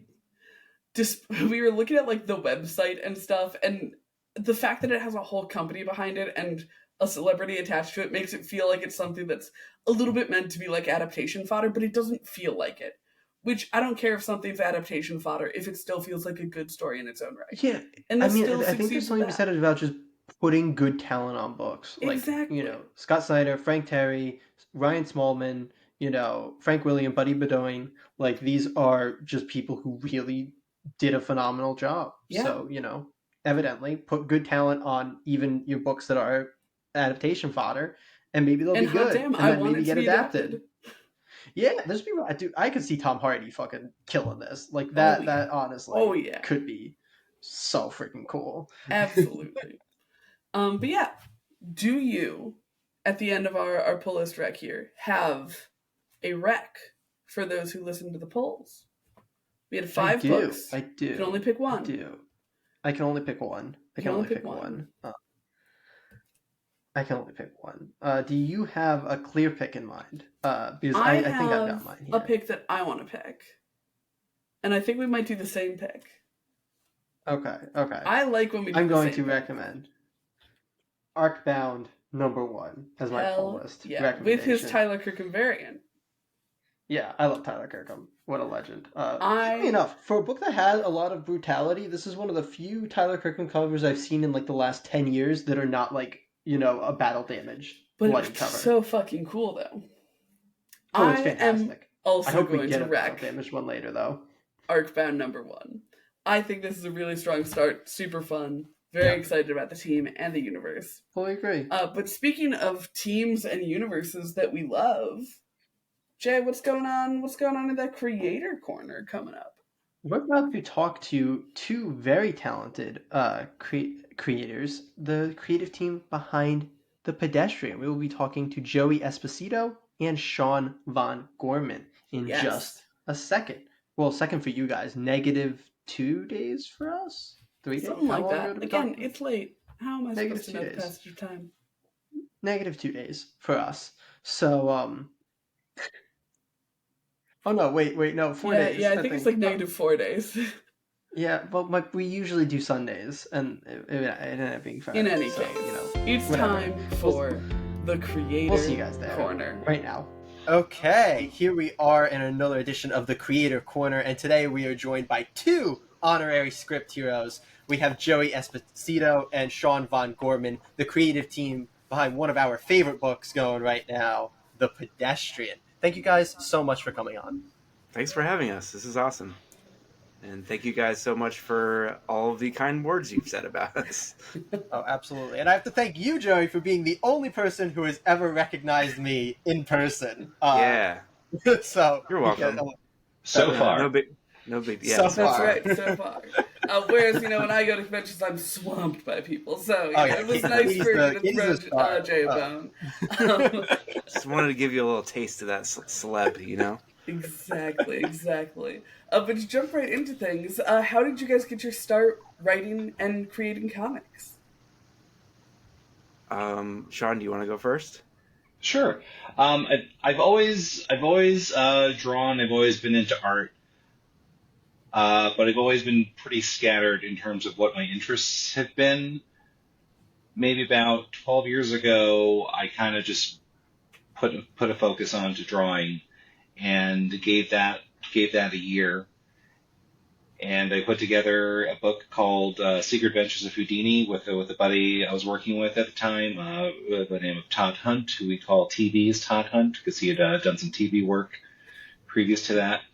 And we kind of just made the best book we could make at the time, sort of like a action-adventure series based on the life of Harry Houdini. And at the end of that year, we ended in Axel Alonso's office at Marvel Comics talking about a book that no one had ever heard of. So we figured, let's give this another year.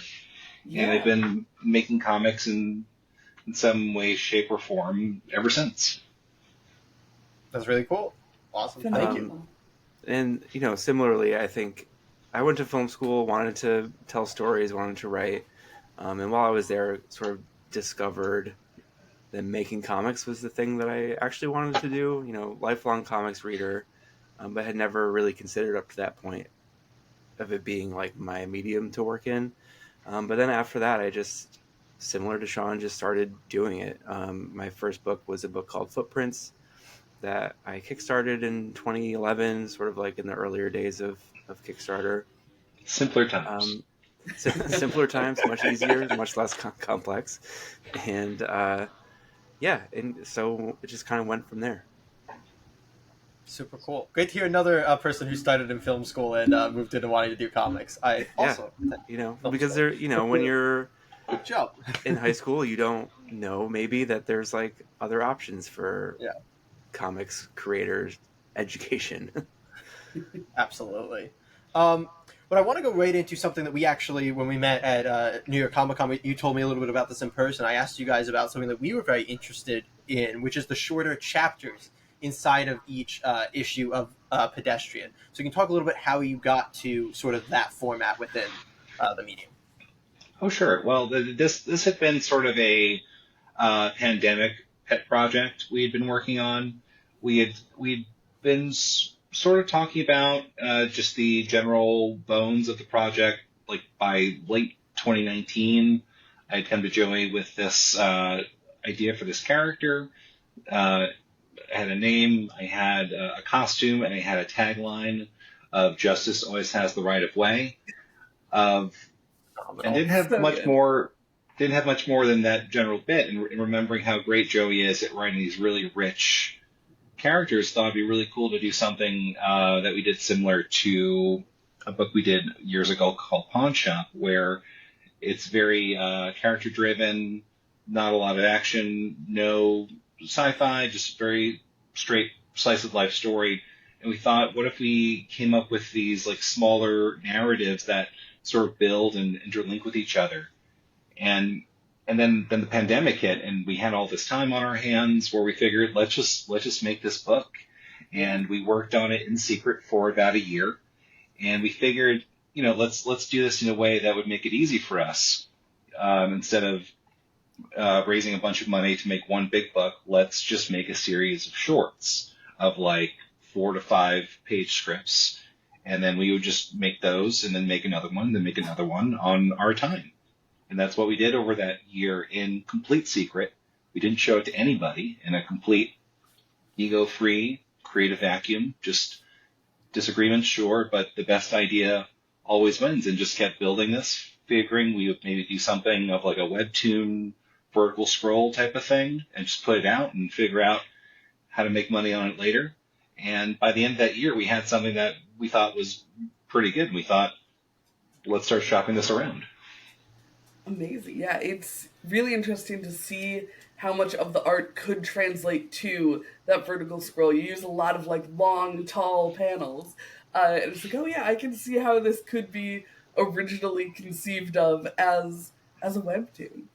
Oh, for sure. And we did really cool experimental things with that you could never get away with in a print book, where we have like sort of these faux animatic pieces where, using the scroll feature, you could see him kind of walking around in real time, which always tickles me. But you could never really get away with that in a print book, because you just have pages and pages and pages of him walking from point A to point B.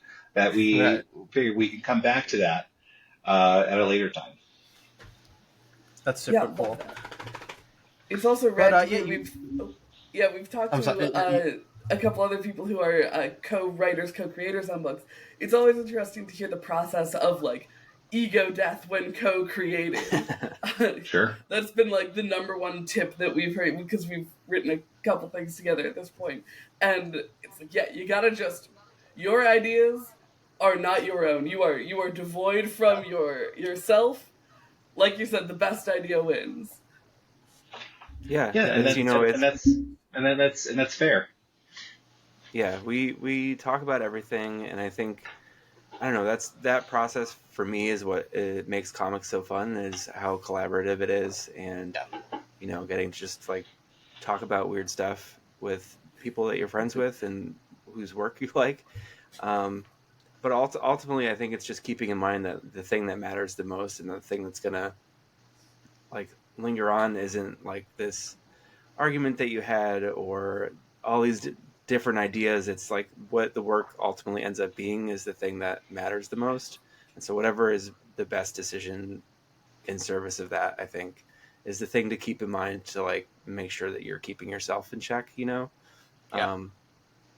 So yeah, it's fun. And to add on to what Joey's saying, in terms of the development of the project, we had maybe what came out in the books, maybe the first 2.5, almost 3 issues in the can before coming out. And so by the time issue 3 came around, issue 1 had come out. That was conceived in an echo chamber, where once it came out, we kind of went back and we adjusted a few things, and we cut a couple things to make it fit into a book, and updated, a panel here and there of a face that was bothering me from something I drew 5 years ago, and put that out there. And then getting the response and seeing the response from that, after having it be this private thing for so long, was such a great feeling of, oh, we're not crazy. This does work. We know what we're talking about. And then by the time episode 3 came around, we kind of were getting that feedback, and we were able to kind of, grow from that feedback and respond to the questions of people having, like, where are you going with this? Like, you'll see. And then by the time issue 4 came around, issue 4 was a completely new piece of work that we made post, was sort of in the opposite of issue 1, where issue 1, silence, echo chamber, issue 4, full response, full embracing of a fan base of the piece. Right.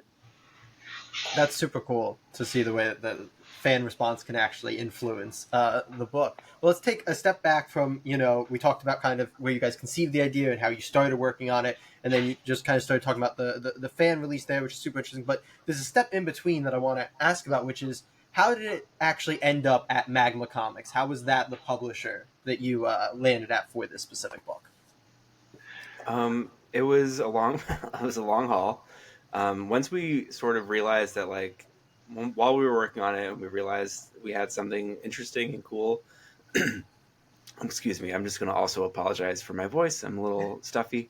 But so we were pitching it everywhere. We went to everyone that we knew, pulled all the triggers that we could. And, most people really liked it and it just didn't know how to sell it, which I think is fair. That's a fair assessment of our very weird book.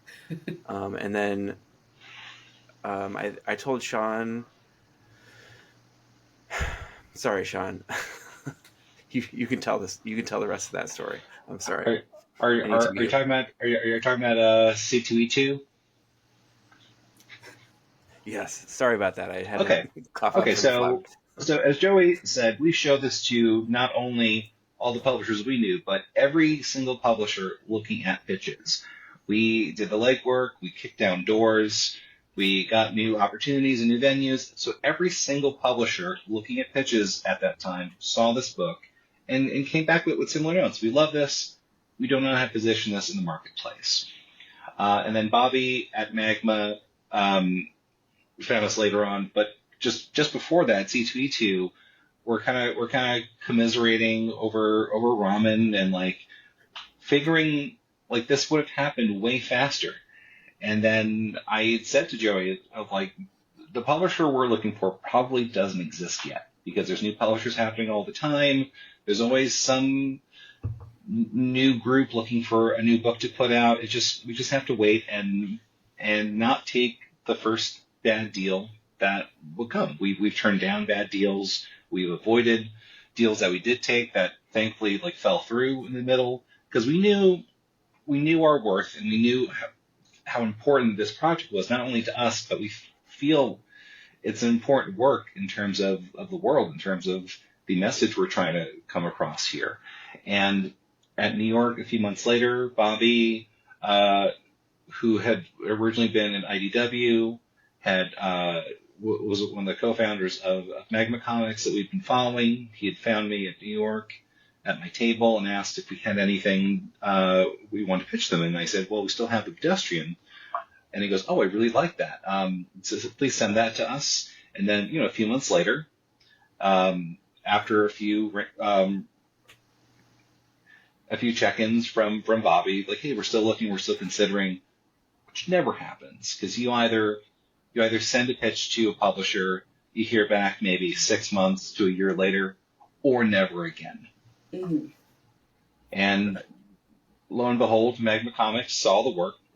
They looked at thousands and thousands of pitches and kept coming back to this pitch because something that stuck with them. That's something that they couldn't forget or put back down. They would keep coming back to this pitch. And boom, we're doing 4 issues. Amazing. That's awesome.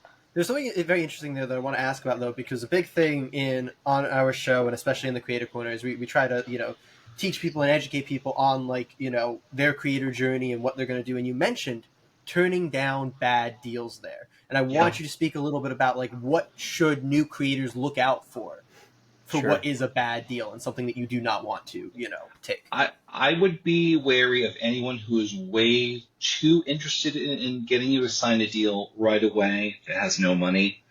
Mm-hmm.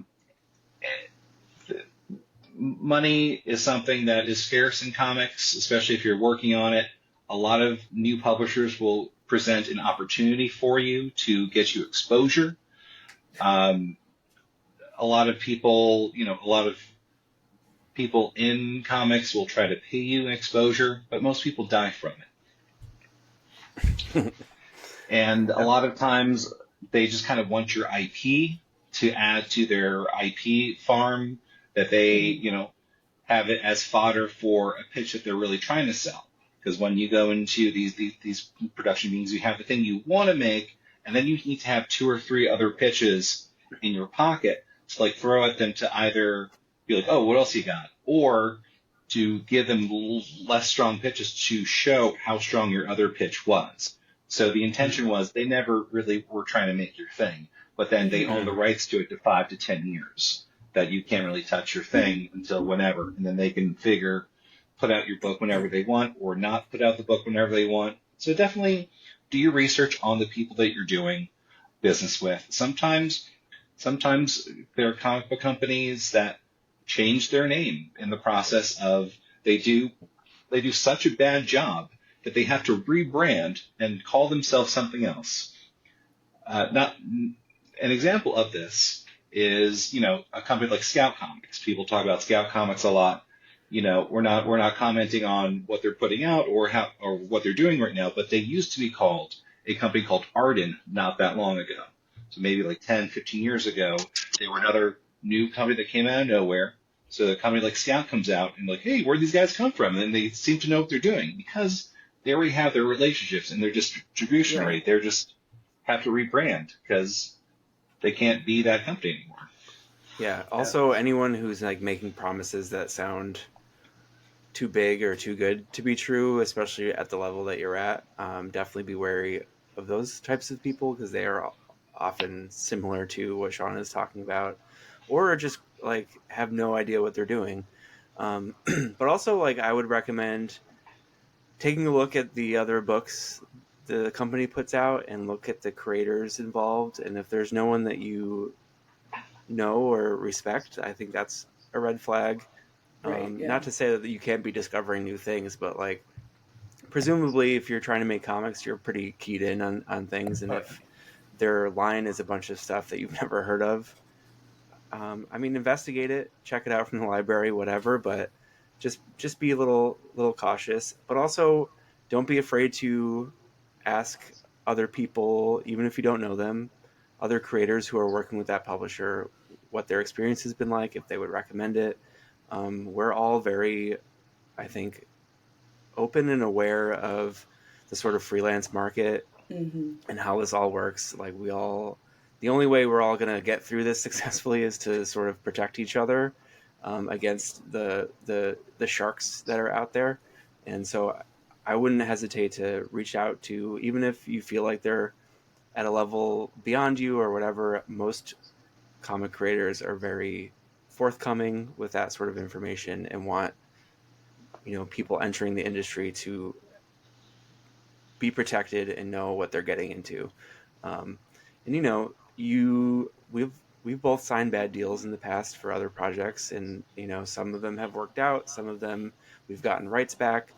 But I think it's ultimately up to you whether or not you feel like that's worth it.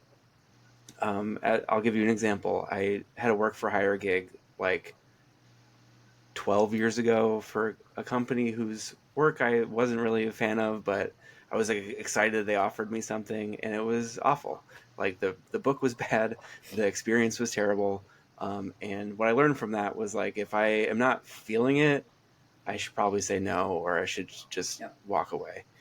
So like trust your gut, which is hard if you're just starting out, but usually your gut is correct. Unless it's a stupid amount of money. Unless it's something. Yeah, sorry. Caveat.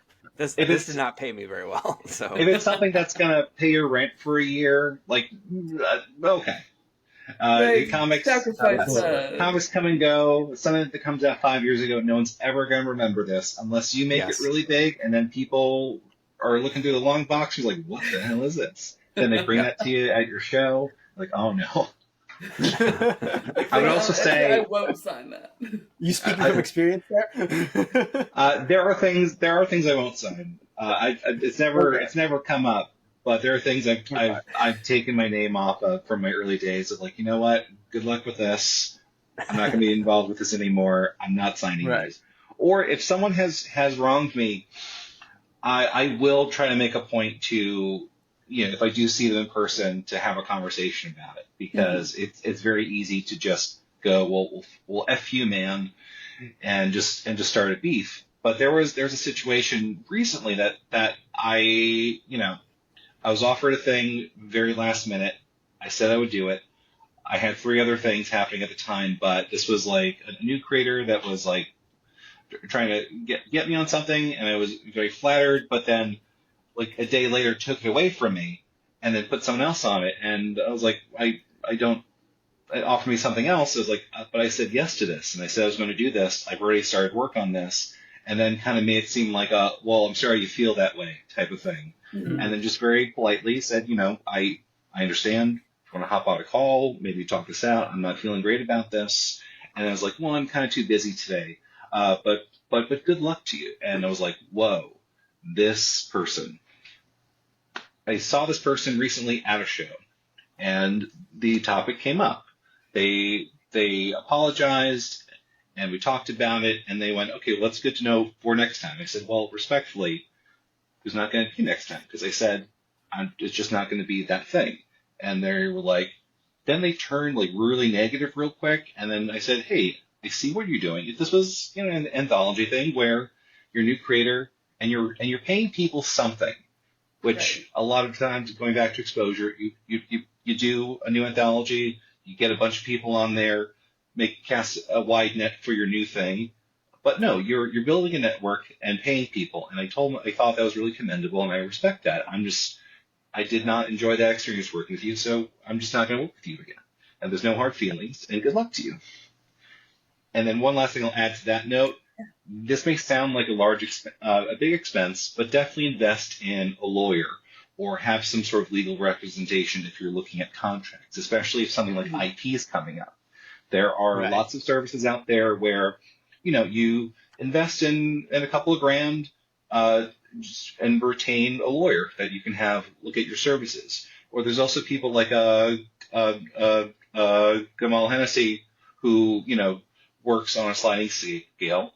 To have someone look at these really complex and weird contracts. Also, don't sign any contracts that want to operate law from Las Vegas, because that's weird. Good. Because they have. If you see Las Vegas as the jurisdiction of your IP property, don't sign that. California's fine. Okay. New York's fine. These are the top ones. Yeah. But Vegas is what? Well, I'm a little bummed that, it sounds like we won't see the Pedestrian as a pin-up on a billboard in Vegas, but, I mean, I wouldn't go that far. We're not saying that. We're having those talks. We're looking at the big picture on this project. There's lots of moving pieces on here. We're looking at the merch. Oh, yeah, I would love to see this on a slot machine. Yeah, speaking of which, I'm very jealous of your Pedestrian action figure. I saw it in a number of your promo images and stuff, and I'm so insanely jealous. Look at that guy. Oh. Yeah, this was. I would say to that, a lot of times people think that I can't do comics or nothing. If you have like working on a line of work or working in business that doesn't seem parallel to working in comics, I tell people that it's okay to have a day job.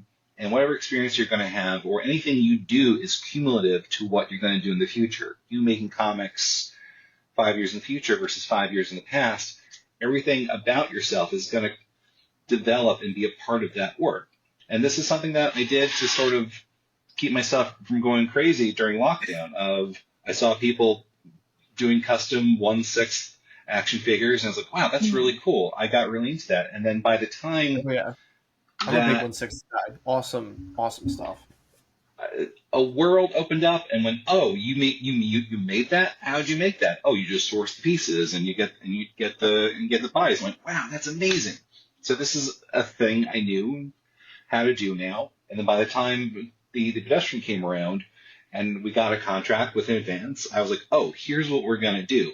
We're gonna make a fake toy commercial to promote the book that has almost nothing to do with the book.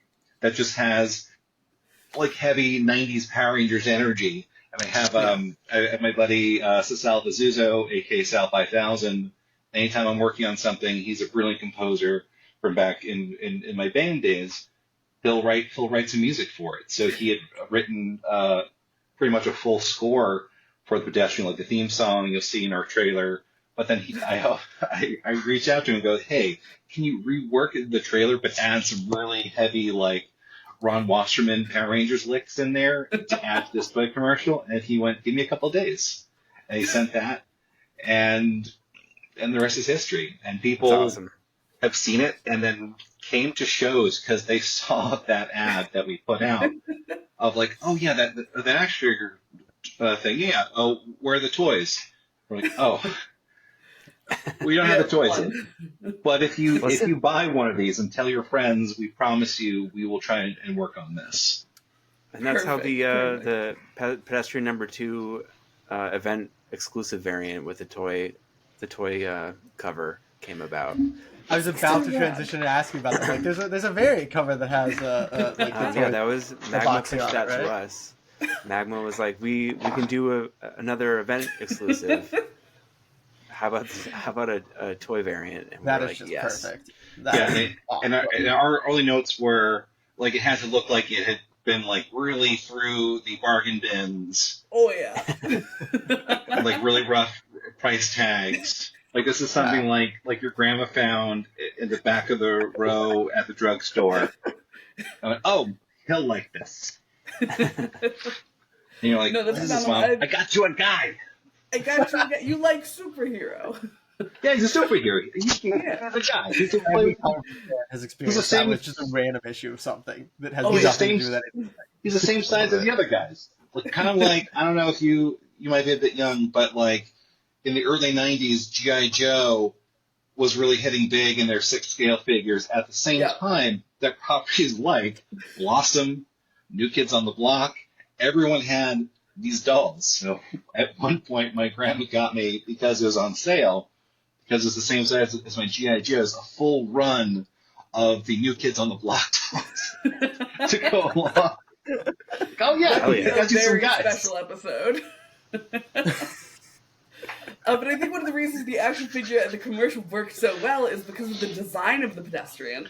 It's both iconic and kind of simple in a way that works for the Pedestrian so well. What was the process of taking essentially like a hieroglyph and turning that into a character design? And was there any point where you thought that you might have been over-engineering it and had to pare down? I probably under-engineering it, because I wanted it to be something very simple. I wanted this to look like something that someone just cobbled together.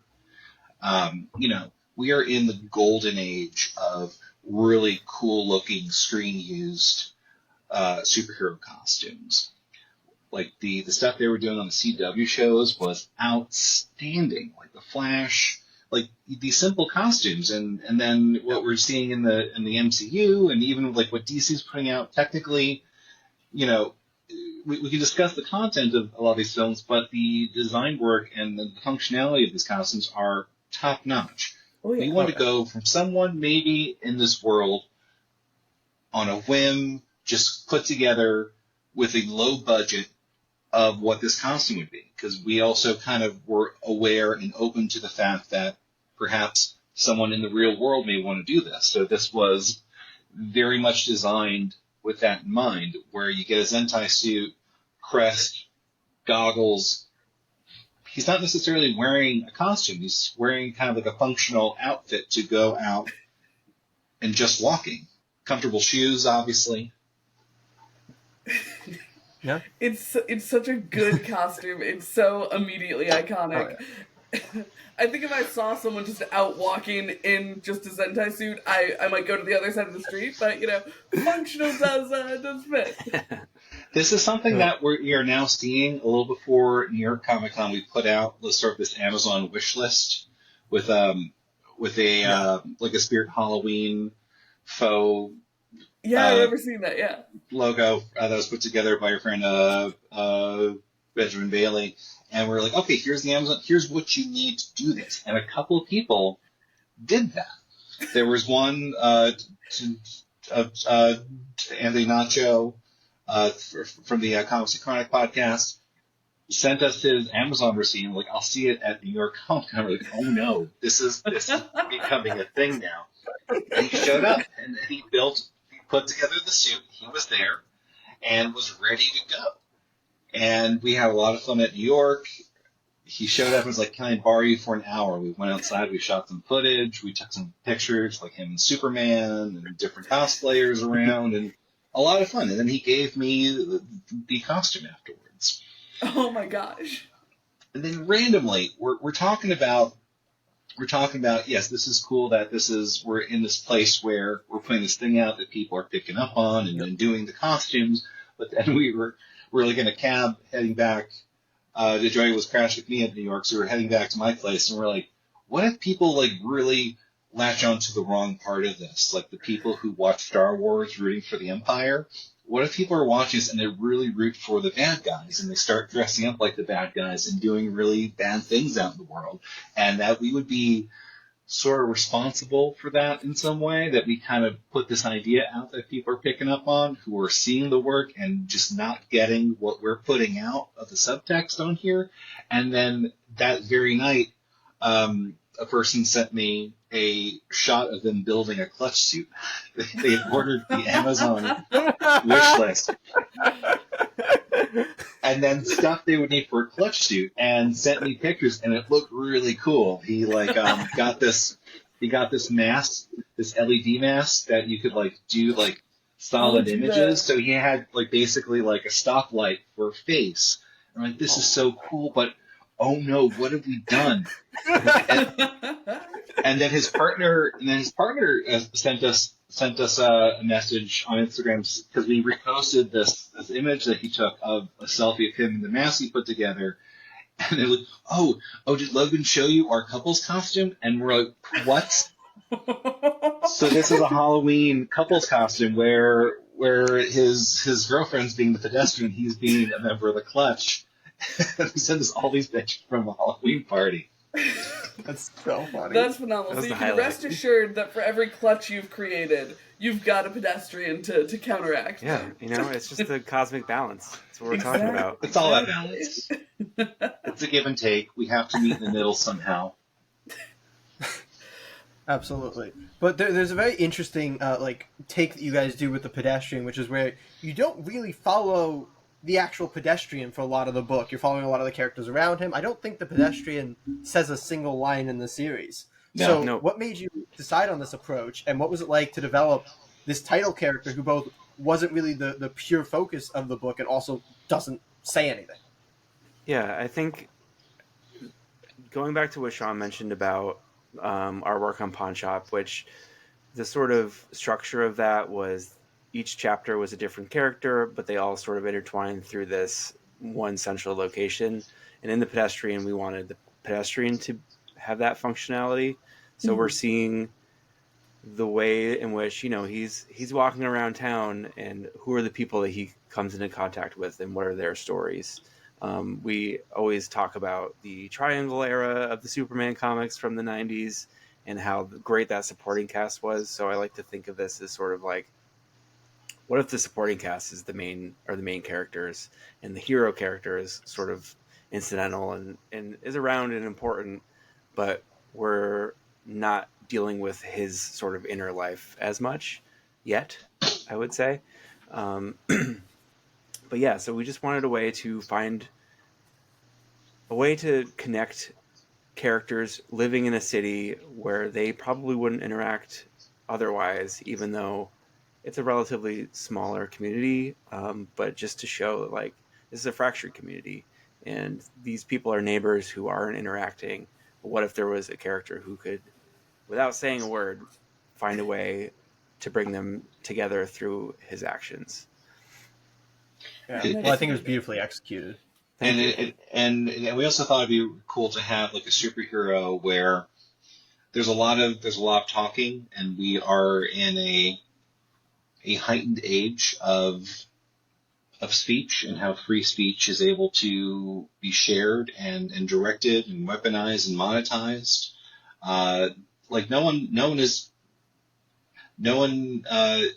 There's no speech that's being repressed in any way.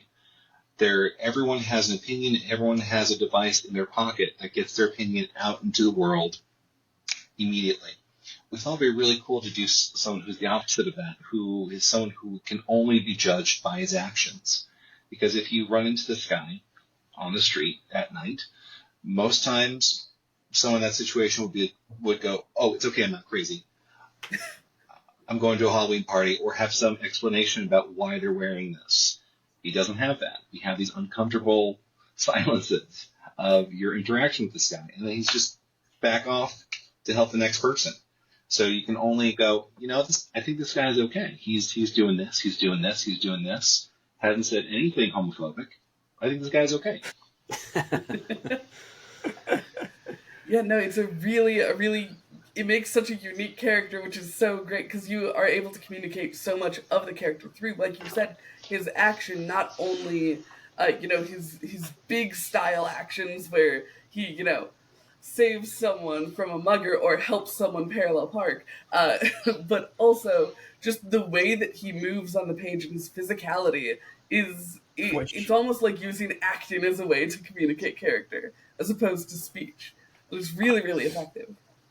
Yeah, and I think what's great, Sean is great, has always been great.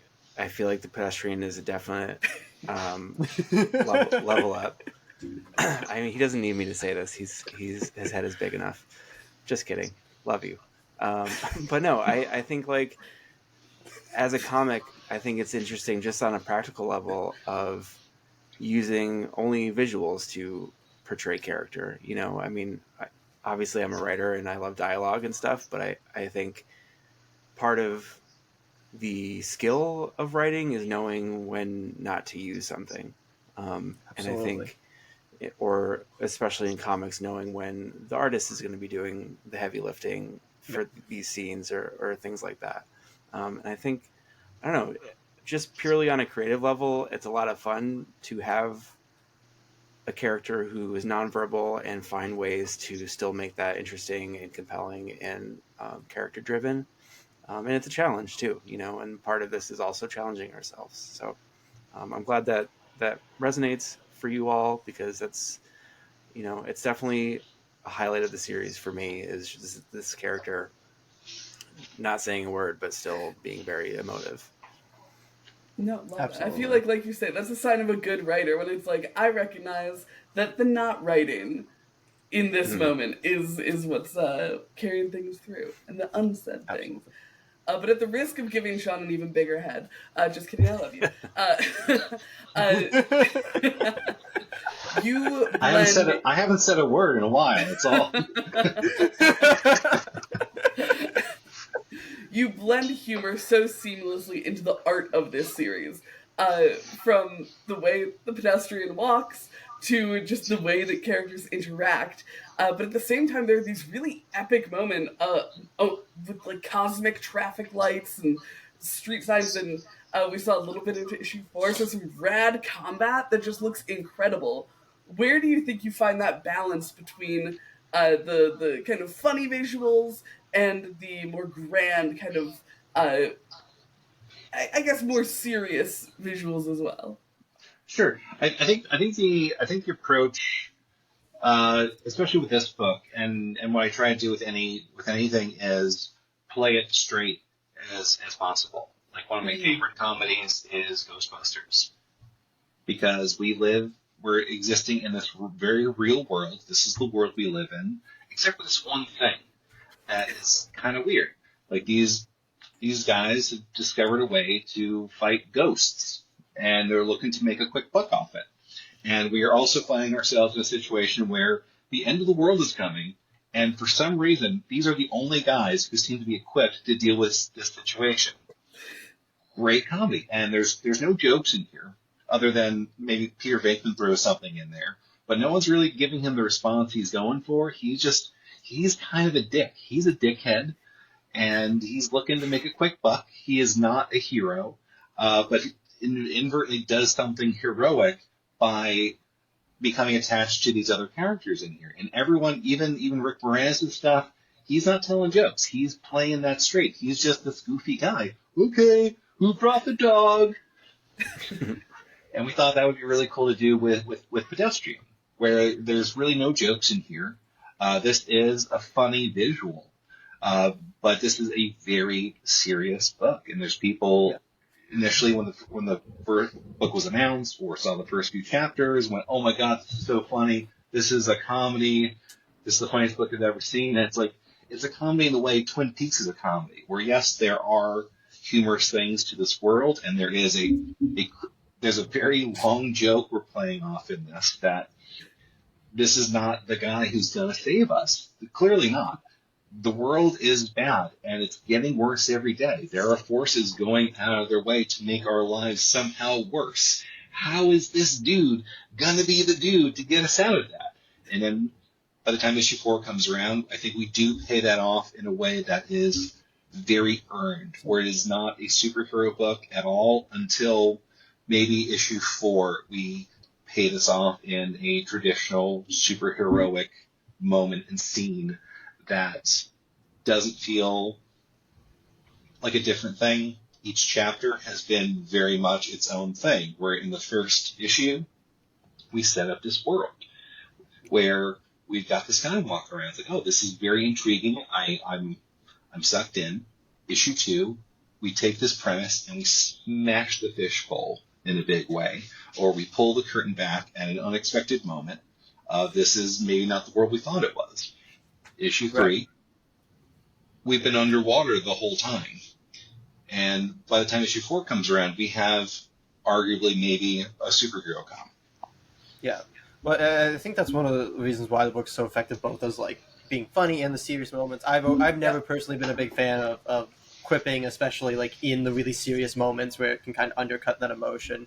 But I've always enjoyed like situational humor. I think I said this in either the issue 1 or issue 2 review of the Pedestrian, where it's like all of the humor in this book does come from just like a funny visual or a funny situation that's inherently funny, while you are taking the world itself seriously, which is personally how I enjoy humor, especially in comic books. So yeah, I think going back to, we talk about Twin Peaks a lot. I think about Twin Peaks a lot. Sean's probably annoyed with how much I reference Twin Peaks, but he brought it up. I think I think why we approach it this way is because the world is all of those things. Like, it is inherently funny, it is weird and quirky, and it's also fucking terrifying, and all those things are existing in our day to day. I mean, I don't want to presume anyone's like politics or whatever, but like even the last week or so, like, it's pretty bleak, but also we're talking here about comics and having a laugh. You know what I mean? So like those two things exist concurrently, and I think that's why we approach the book this way, and because something can be really funny and also have a very, very dark undercurrent to it. And I think acknowledging that is as close to reality as we can get, even if, we're dealing with cosmic signs of life, street sign gods and stuff. Absolutely. But I think we're going to be coming toward the end here, but we want to ask you, I think, one last question, which is, can we look forward to more Pedestrian coming after this 4-issue miniseries ends? I absolutely think so. Nothing is final yet. We are talking to Magma about continuing. They are eager to continue, but they are a new publisher, and they've been completely, I would say, refreshing in terms of, the promises that they make. They don't bullshit us in any way. They give us realistic expectations of what they can do, what we can do, and we kind of meet in the middle, and we're very collaborative. If there is an issue with something, they let us know. We can try to navigate, which, while we have you, we're getting word that recently Diamond closed a warehouse up north because of this. Things are changing a little bit, so some retailers may not be getting issue 4 on time. Some retailers may be getting it a week later. They let us know this morning. We're aware of it, so we can, get in front of the story. But that said, they're not able to invest in another series right now. We have probably broken even in terms of printing with the sales of the first 4 issues, which is amazing. It very rarely happens. We're not super in the red. We're kind of close to the black. So a big component on this is going to be sales of the trade. So anyone who hasn't already picked up the trade, haven't picked up the issues, if you're hearing about it for the first time today, if this sounds like something you might dig, go ahead, please pre-order the trade paperback. Even if you have it, the trade's going to be a lot of fun. We're going to have some brand new content in there. It's going to be maybe 16 pages of stuff that hasn't been seen, where we're going to, highlight some of this fun stuff we've been talking about, of like cosplay pictures, photos from us going on tour over the past year, full cover gallery of all the amazing artists who contributed work to this, like Mike Allred, Dean Hasfield, Brian Level, Tess Fowler, where if you missed a cover, you're going to be able to get a full page look at this. And this will really go a long way of, us showing Magma that there's an audience here that demands another series of this book. We're going to do this as long as we can. We're also open to doing an eventual media adaptation of this, where this story and this concept has a lot of legs. It's something we've put a lot of work into, of maybe like 5 years of our lives we've invested in this, because we believe in this and we believe in the message of this book. Look, there's good, there's evil. We really don't exist in these polarizing lines that everyone likes to imagine that we are now. Over the past few years, I'm on this line, I'm on this line. We cannot be friends in the middle because I've said 2 words that because I'm here or I'm here. There's no working together. There's no middle. There are forces out there who want to keep us here, because if we're talking amongst ourselves and working problems out amongst ourselves and governing ourselves, we don't need to be governed in such a way where there was a time where we could speak to each other with a modicum of respect and self-awareness about ourselves, of not completely judging. Sure, we've always had problems, we've always had disagreements. There have been times when we've been able to work together to figure those things out. Let's look at COVID for a second, where there was a moment there where every single person on the planet experienced the same thing. And there was a hot second there where we really had an opportunity to get our act together as a human race globally, where we could have been having this conversation on the moon. But we kind of beefed it hard, I think, in terms of our response to that. But there is one moment in recorded history, in our lifetimes of recorded history, where we all dealt with the same thing, and we were all in it together for a second. We did get through that, and we were able to have something that is a functional life again from a very dark place. And I think we do have the potential to grow and work as a people if we work together as a people. And that's how we took over the planet, by working together. And let's continue doing that. And let's try to be open, and let's try to be mindful of people who are getting bad information from untrustworthy sources, and try and push empathy as much as we can. Let's be realistic about our goals and what the world is, but let's really try and understand what other people are going through and try and work with each other in a way that we're not doing right now. And we're in a lot of trouble because of that. And the Pedestrian is an example of the light in trouble, in communicating, in communities coming together. So if you're interested in the Pedestrian and, like us, want even more of the Pedestrian, grab the issues, grab the trade. Thank you guys so much for coming on. This has been an absolute hoot. Thanks for having us. And thank you for all the support. And Katie, I have just been marveling at your almost breathless responses to each issue as it comes out, where you can almost barely get the words out because you're just having a true moment of emotion that, like, I'm feeling too many things that I can't articulate the things that I'm trying to get. I mean, I can't get these words out of my mouth because I have too many feelings in my body right now. Which is, as those who know me know, is a very rare instance. I normally can't stop talking. These issues really do. They really do drive me to a halt. I love this book so much. You guys really do a tremendous job with it. I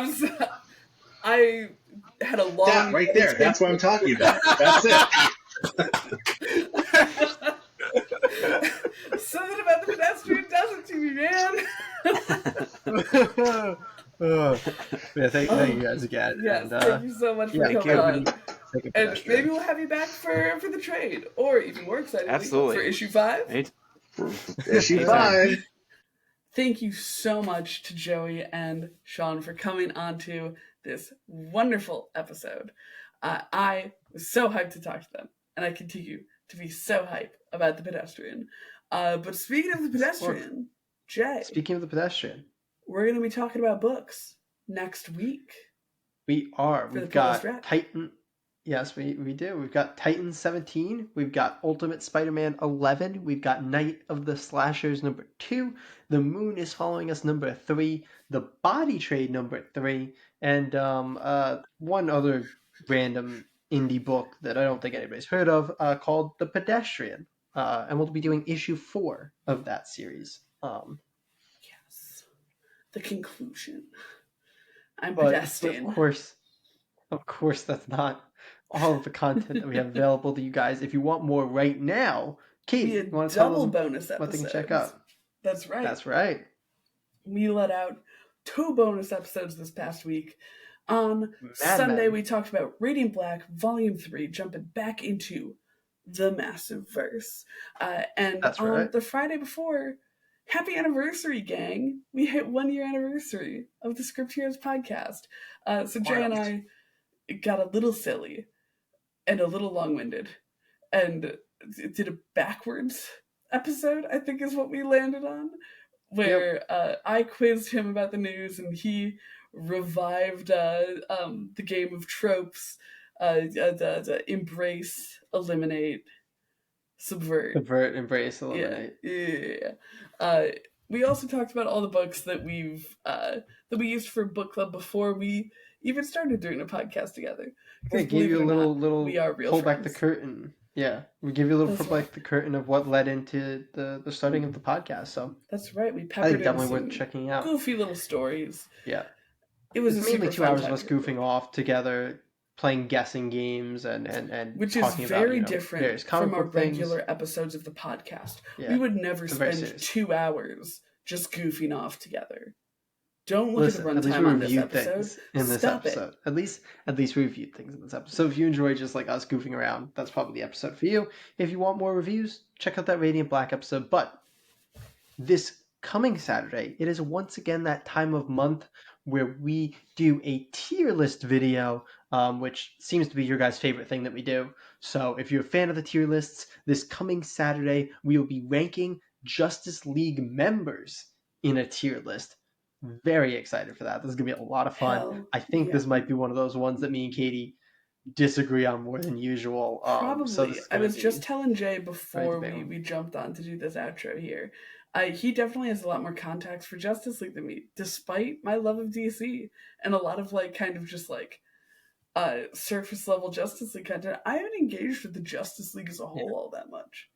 If they Titans watch the girl backwards through and episode, through. they know we read a decent amount of JLA. So Yes, we did. So you yeah. all will know how much I fucking hate Plastic Man. There's a little teaser for you. But in any case, hopefully we'll see you next week. Comic Geeks.